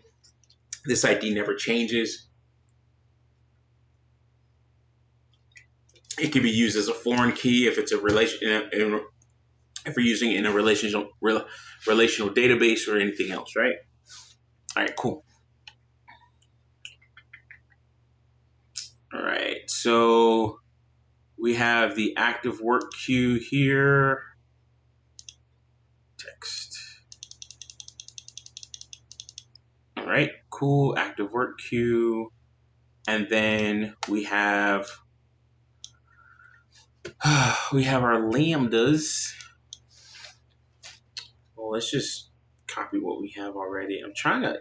Oh, all right, cool. It does do it. All right, cool. Zoom out a little bit here.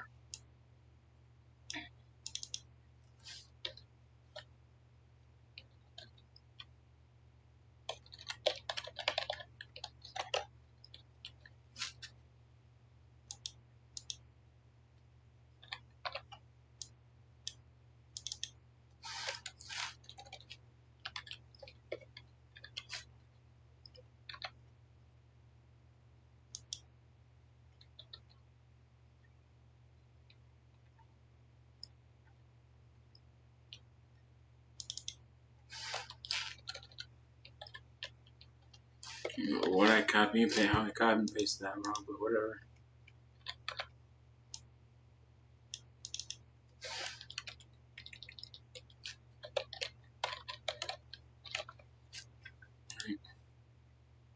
Okay, so then we have let's do text, third party API, and this will be bold. This will be bold. You guys need to definitely watch that Laserhawk anime that's on Netflix. It's actually really good. Like I liked it. It wasn't, I won't say it's like a surprise ending, but it was like, oh shit. It was like an adult cartoon, really. Had Rayman and everything in there. I don't know what the association is with Rayman on that, but I thought that was actually a really good series.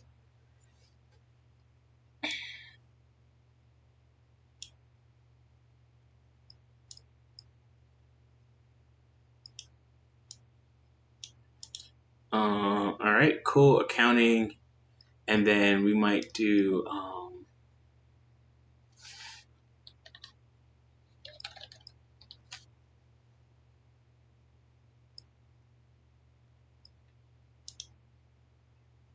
all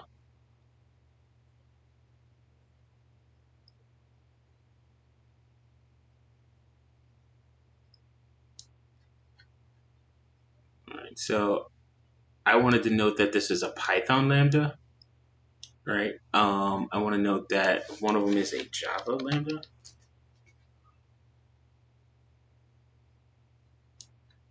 So these things.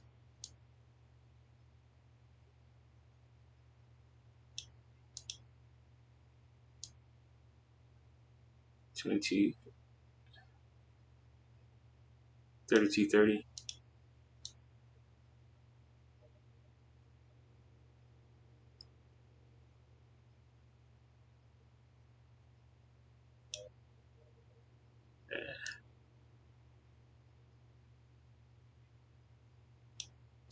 Work. So this might be accounting. Oh, this accounting is Python.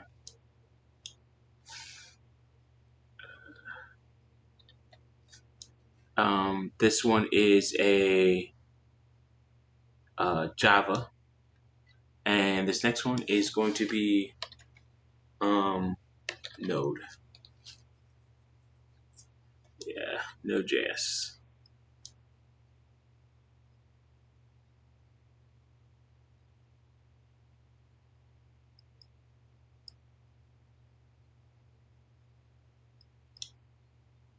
Okay. 3030. Okay. Cool. So now we have some things that are identifying all this stuff, which is nice. Let's select all of these and move them out a little bit so we can have some spacing for readability, right? And then what we might do here, and we might show how these lambdas,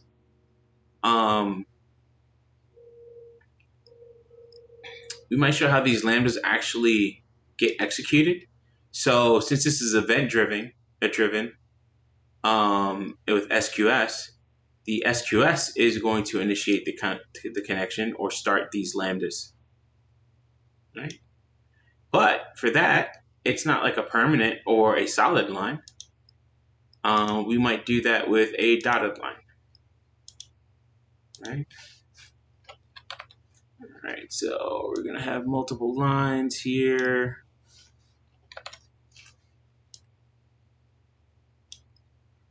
All right, so this kind of just denotes that, hey, this is not something that is always on, always working, or anything like that. It is something that is as needed.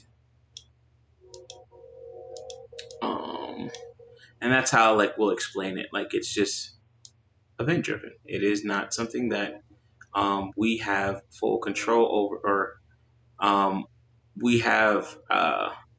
It's not manual, right? It's something that happens because something else happened. It's not something that. Oh, sorry. It's not. It's not on a schedule. It is not predetermined. Um, it's also not manual in the sense that, hey, we have to go and start it. You know, the only thing we have to do is send data through our pipeline, and it does stuff. Right? This going to a third party URL will always happen, though. Right? Our third party API will always happen. So worker, LLM worker. This will do. So if we go back through this, right, we have our extract right here, right? We have our load right here because it's loading data here, right? Also loading some data into a database and also loading some data into our worker queue. And then now we're going on to our transform, right? So if I was to section this off a little bit and put a bit of a divider on some of this stuff. Straight line I hate when this happens. There we go.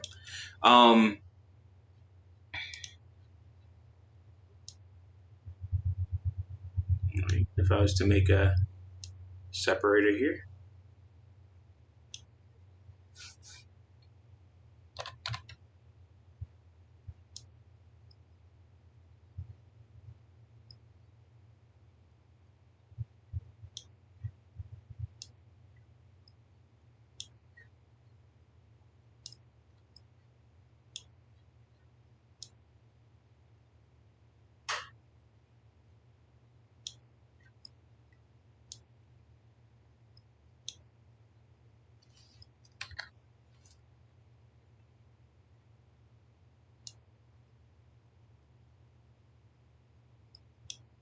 Okay.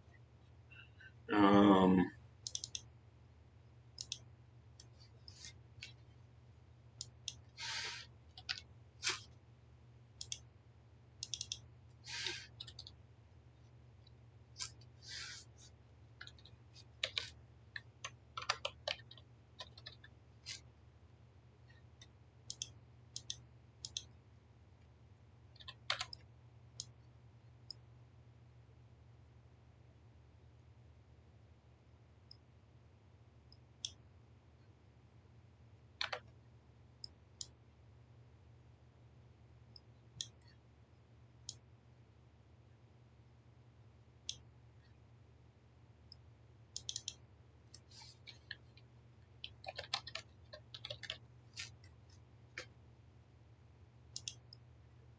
okay. And we're almost ready to do almost like a big picture. So, um,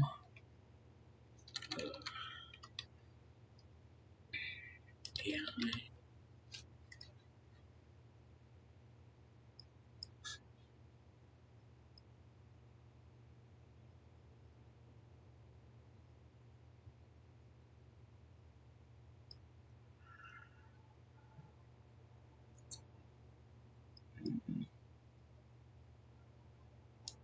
yeah. I like this picture. I like this one here. Actually, we're all AWS here, right? Oh, AWS. Ooh, damn, that's a beautiful car. It's a Porsche. That's great. AI chat box, right? Okay, cool. All right, cool. So we'll say Lex, right? That's our AI service that we're going to be using. Or, yeah, AI service that we're going to be using, right?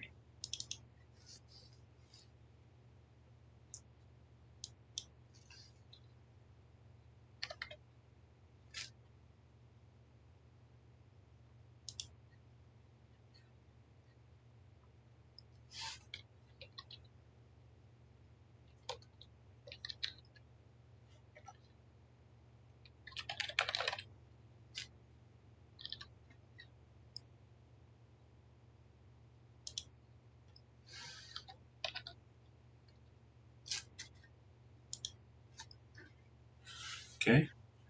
And then accounting. Accounting does whatever it does.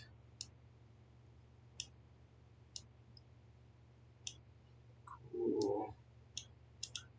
All right, cool. So I think we have everything. And, oh,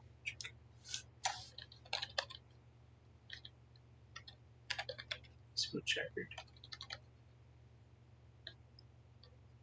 Spell checkered.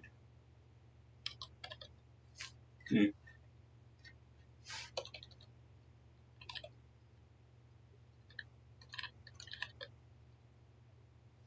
Huh.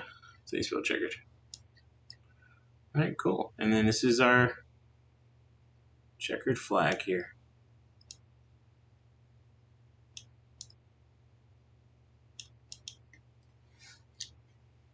Okay. All right. So time for the bigger picture or big picture.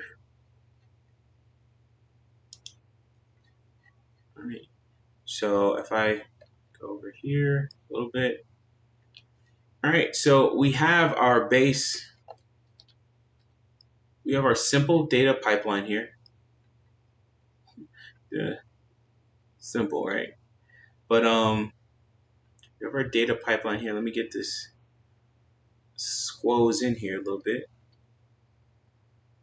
And tell me what you guys think about this, right? Like, Mike, this is too simple. There should be more complication to this.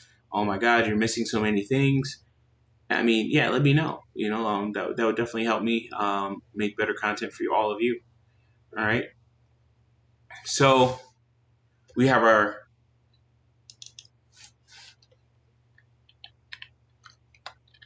extract. So we've taken the basic extract, load, and transform. We're taking, instead of ETL, extract, transform, and load, we're going to do extract, load, and then transform later, right? This is a high overview of what the data pipeline would do. This is how I would design it. First glance, first crack at it. Our data is going to come in as a document of some sort, Word document, PDF, text document, JSON document, whatever. And then it's going to go through an API gateway. API gateway is going to do rate limiting authentication. Then it's going to go to our ingestion point, right? So our ingestion point, it has one of the first things it's going to do is, and we can say, it's called store document and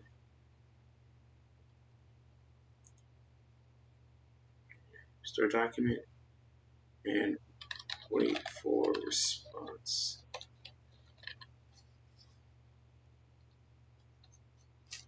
Right? Long-term data storage.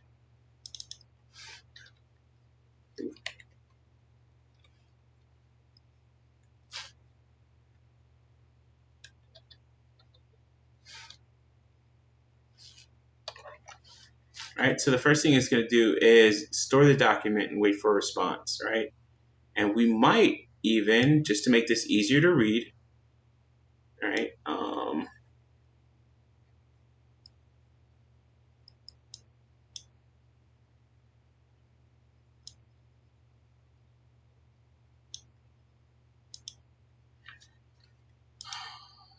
There we go.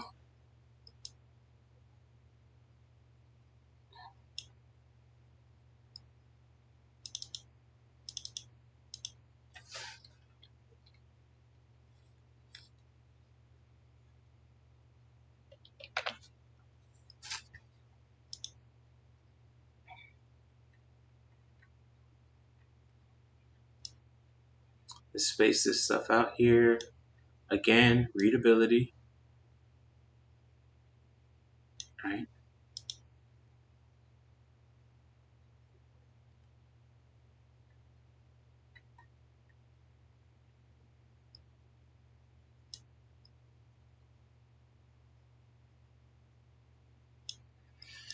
Okay, so active work queue,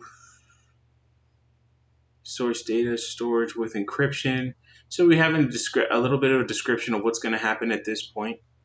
Store document and wait for response. We'll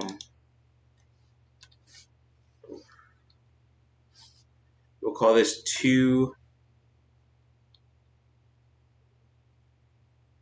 we'll call this step 2. I wanted to say like step 2A, but then that would say, hey, listen, this goes first before this one. These things are happening at the same time.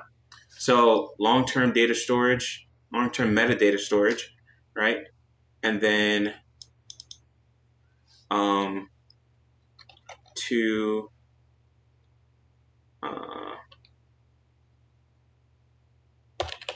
metadata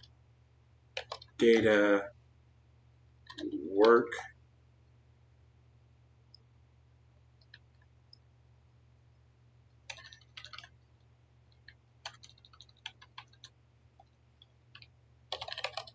metadata task.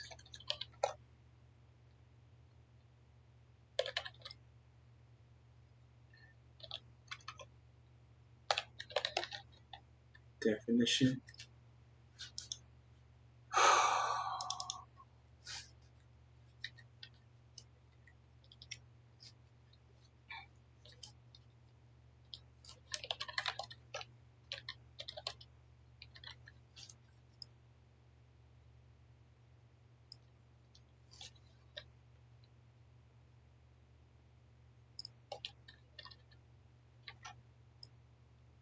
task storage. Okay.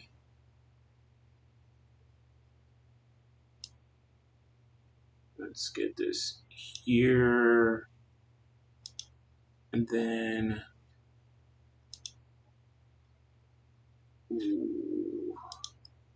thanks for the like. I appreciate that. All right, so task storage, this is 15 point. This should be 15 point as well. Let's beef that up. All right, cool. So, all right, so goes into API gateway, goes to the ingestion Lambda. It only needs to be in Lambda because it's going to take that data, store it. Also, we have to worry about Lambdas having a 15-minute execution time. So we have to work within that in terms of the data that's coming in, how long it takes to actually save that data, what limitations we may even have on that as well. That's something that we want to deal with later on. If it's a PDF document, it may not even take that long, right? Maybe we have a different way of actually storing this data and uploading this data. Maybe have a different way of compressing this data as well for transit to make it a lot faster. So doing any type of pre-processing before it even gets to the ingestion point, right? Once it's actually stored, that the source data storage point, it's going to store it in like an S3. And in this case, we'll just say S3. We're just going to use all AWS technology for the most part, except for the MongoDB. So with Mongo, so that would be, I think, DynamoDB, right? DynamoDB should be S3's AWS DynamoDB, because RDS.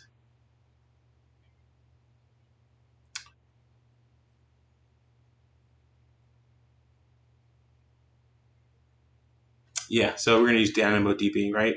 So instead of Mongo, we are going to use Dynamo.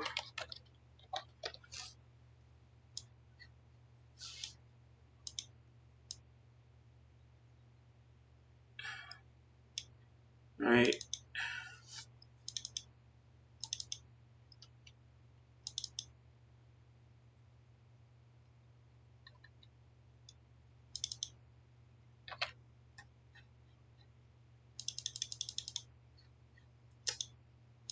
I hate this thing with the text here. Come on.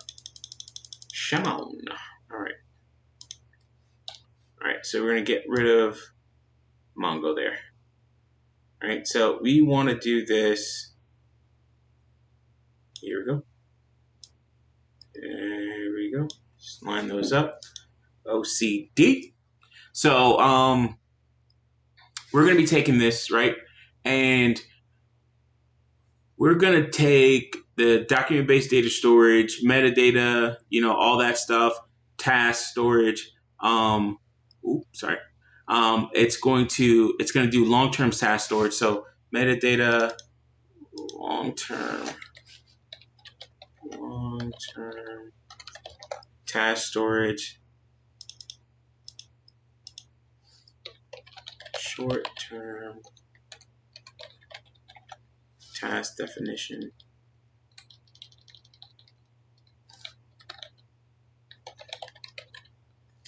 All right, cool. So we're going to have long-term task storage for our metadata and short-term task storage. The short-term task storage is what the Lambdas that's going to actually drive the event-driven document.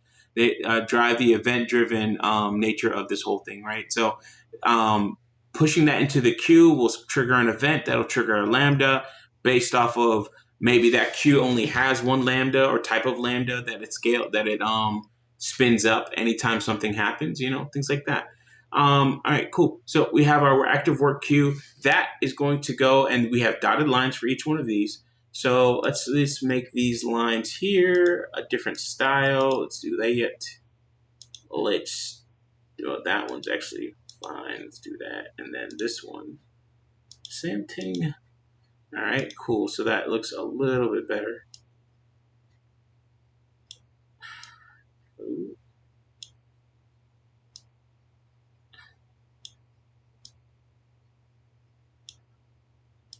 All right, and then our Java worker.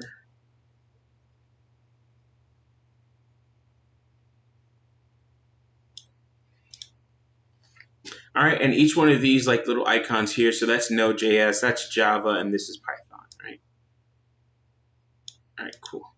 All right, so and then depending on the queue, we might have multiple queues, and each one of those queues have a assigned lambda that it spins up, or in that lambda, we could have 50 lambdas that spin up depending on the load in that queue. The queue will determine that, right?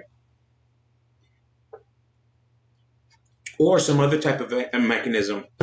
Maybe this stuff goes into EventBridge or something like that. Right? We might use EventBridge to actually say, okay, this is an event, and then push it onto this one. I'm not sure about that part because I'm not sure if SQS queues can actually process different lambdas. We might send something. Yeah, we might send something off to EventBridge, which will spin up a lambda, and then the lambda will go to the queue for work. So let's draw that up. And that'll still be on the load side of things. Let's move that over. Ooh, excuse me.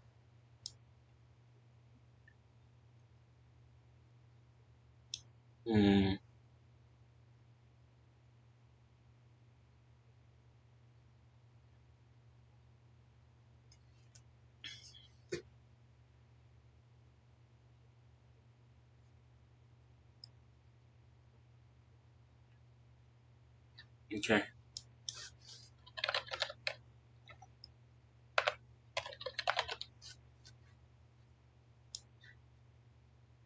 All right. Actually, let's go look up what EventBridge does.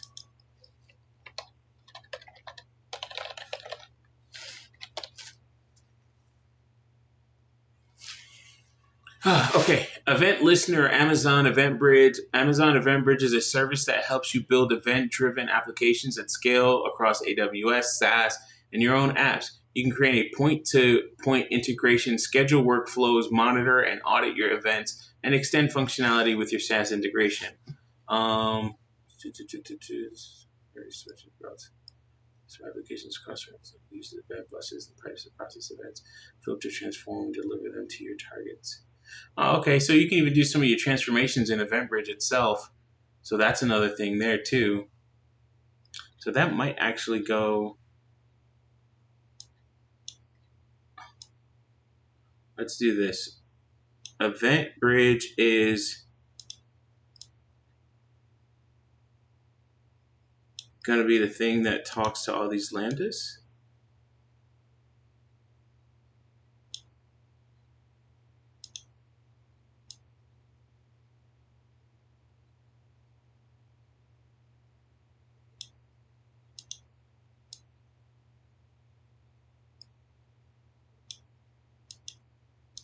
All right. And then what happens is EventBridge says, hey, go ahead and do something. Then these lambdas will go over to the queue.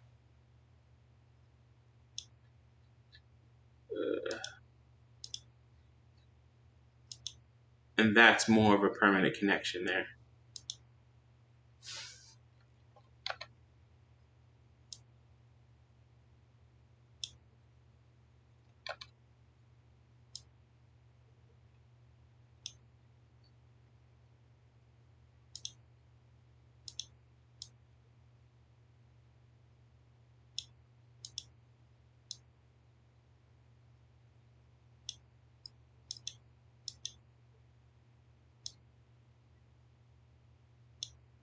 Okay. All right, cool. Making sure that's connected. So this line, because we're denoting something, or I want to have it denote something different. And then, this integration here. Let our transform services know what's going on here. Boom. This might send an event.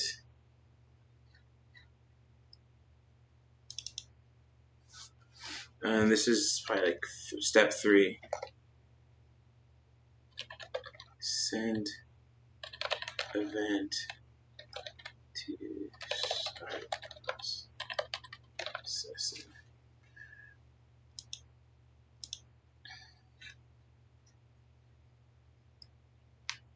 This is a good point here. Something we talked about earlier. The arrows. Arrows mean something, right? So let's make these. Let's make this. I think this is 15. 15 is what we're doing. All right. So one, it stores the data, right? And it's waiting for. It might wait for this data to be stored. Then two, it might actually wait. It might wait for confirmation that this is done too, and these things happen in parallel, right? We might do an await or something like this as well. But we wanted to note this we want to note this in our document, right? Or in our diagram, because that's important. This is two-way communication. One way sends the data, and then the response says, hey, I received that data, right? And if I don't receive that data, then I might have to send it again. Same thing with the DB. But we're doing these things maybe even in parallel. Like we're doing them all at the same time. We have multiple promises, and we're waiting for both of those promises to finish. We may not even do await. We might have to just do promise and then do promise.resolve all or something like that to see what happens, or some other type of method to deal with this promise, right? Same thing with Event Bridge. We want a response from that, right? We want to make sure that, hey, that is working as expected, or that is giving us a response telling us, hey, I am done. I'm done. You can move on. I'm done. I'm done with life. It's all, I don't know, Jermaine's fault. Shout out to BGS. All right. So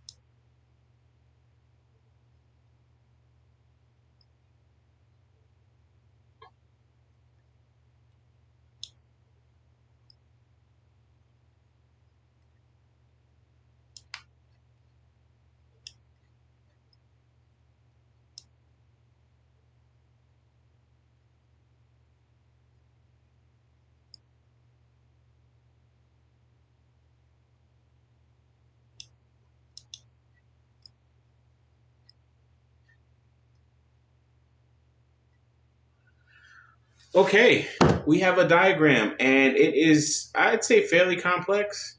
Or not. So this is fairly abstract, right? There's certain things that we're not really getting into. We're not getting into all the stuff that the ingestion does. That might actually break out into different things. Maybe this is too much to do for one Lambda.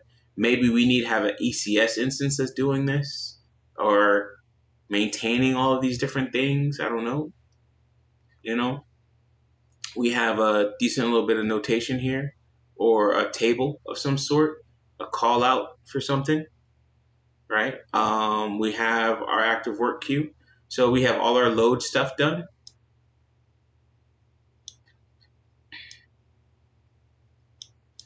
We have all our extract stuff done. So we're getting our data from somewhere. We may even be making an API call, but that could be something totally different. And that even goes into, that might be another Lambda or ECS or something like that. Who knows, right? That could be source data. We could even have Chrome.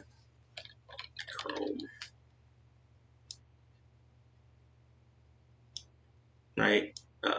That might even be there. That might be a way of getting Electron.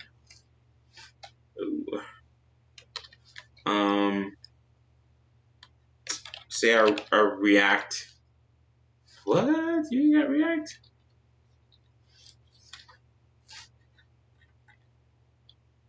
I think I have Vue.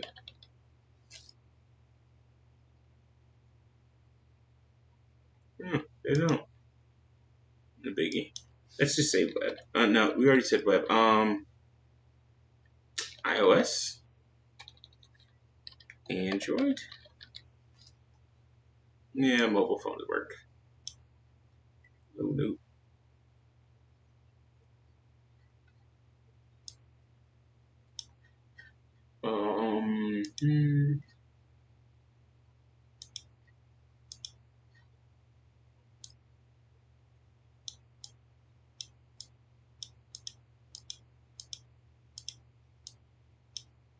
Jesus. That's actually really nice, though. It won't let me grab in the middle of the phone, but that means that the phone is empty in the middle. Therefore, I can do some other stuff with it if I ever wanted to. Okay.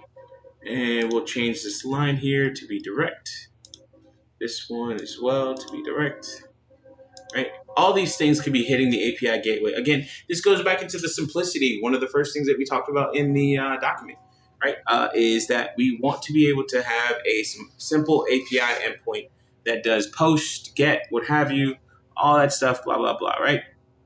So with this, now we're like, okay, I have one ingestion point or path to ingestion. That or a path to get to my ingestion lambda. Once it's past the API gateway, now we can ingest that data, and then that source data storage with encryption. It stores that stuff. Then I'm putting stuff in our document based database. I'm putting stuff in our active work queue for SQS, and then I'm probably sending an event off to EventBridge. This stuff I'm a little bit fuzzy on. But I think what you're going to do is send stuff to EventBridge to let the Lambdas know that something's ready to go. That EventBridge will fire up the Lambdas. The Lambdas will go to the queue and then start asking questions like, hey, where can I get this data? Or what data do you have for me? And then from EventBridge, it knows how many Lambdas it has to store, it has to scale, or it has to spin up and things like that. Maybe for every 10,000 messages in the queue, we might have one Lambda, right? And then we can process everything from there, depending on the load. Or we might have a Lambda for every file in the queue, right? Because maybe we have large files, maybe we have to split it, maybe we have to chunk it or something like that and process it a different way to make things a lot faster. Maybe we have different events for translations, so on and so forth, blah, blah, blah, right? And we may even send this stuff off to third-party APIs.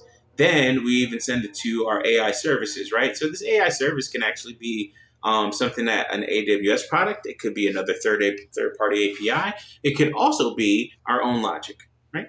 Cool. So yeah, I mean that's pretty much it. We've gone through our whole thing about a data pipeline.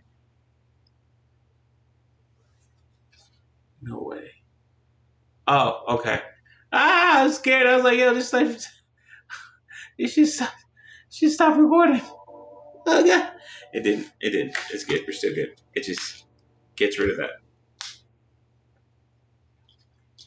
Yeah. That's it, guys. Yeah, that's our data pipeline. 3 hours to go over a simple data pipeline. Cool. So I'm going to take this and I'm going to save it. File. Save. All right, cool. Yeah, cancel. I'm put in Google Drive. All right, but yeah, that's all I got for tonight, guys. All these little small things that we went over. There's so much that you can do in terms of research and going over this. Check out the playlist that I linked earlier on in the chat for designing data-intensive applications. It is a good book from O'Reilly Press, and it's even better that this person actually went through and broke this stuff down like a shotgun. So that's awesome. And then anything else that we look up what a data pipeline is. What do you need to actually put something like that together? There's so many ways that you can actually attack this in terms of your custom, and a data pipeline could be a lot simpler than this. This could be this. I mean, honestly, this whole API gateway, you don't need that. The ingestion, that could be a Raspberry Pi or something like that takes in sensor data. And then the source can actually be a wired sensor if you wanted to. It doesn't have to be stuff from the web or anything else like that. You can make this into about 3-4 steps, right? So the sensor here, it could be like a wired sensor here, right? And that'll be directly connected to your Raspberry Pi here, which is your ingestion. And that ingestion could be running JavaScript, Python, what have you. And then it stores data into a database. And then you can retrieve from there. Really, you extract, your transform, and then your load right here. Or your load, yeah. Your extract, your load, or even your transform if you wanted to. Maybe you want to take that data that's coming off the sensor and it's giving you sensor data I forgot what they call it, milli Celsius or something like that. It gives you the raw Celsius number, but it's a 4-digit number as opposed to like a 2-digit or 2-digit or decibel number instead of a float number or something like that, right? So that means it'll give you, I think it's like milli Celsius. So it might give you 2,700, right? Which means 27 degrees Celsius. And you're going to take that at 2,700 and convert it to just regular Celsius, right? So that might be divided by 10. Oh, no. Divided by 100. I'm not using my watch to figure this one out. 2,700 divided by 100. Haha, I was not using my watch. So divided by 100, right? That means now we're looking at it, it's like that's your transform, and then you're going to load that data, right? Or you might just load that data, or you might even load the transformation and the raw data side by side just in case you need it later on. There's so many ways you can handle this, and your data pipeline could be a lot simpler in terms of like its ingestion point and what it does and where it gets data from, how it gets data. Also, data may not be fed to you. You might have to actually retrieve data, get something from a website, another third-party API, or what have you. So there's a lot of ways that you can actually handle a data pipeline or deal with a data pipeline. But I hope this helped you guys out. It did help me. And as always, thank you guys so much for joining. Appreciate you all. For those that stayed, those that are catching the playback, I wish you guys all the best. Love you all. Please be safe out there. Appreciate you. Peace.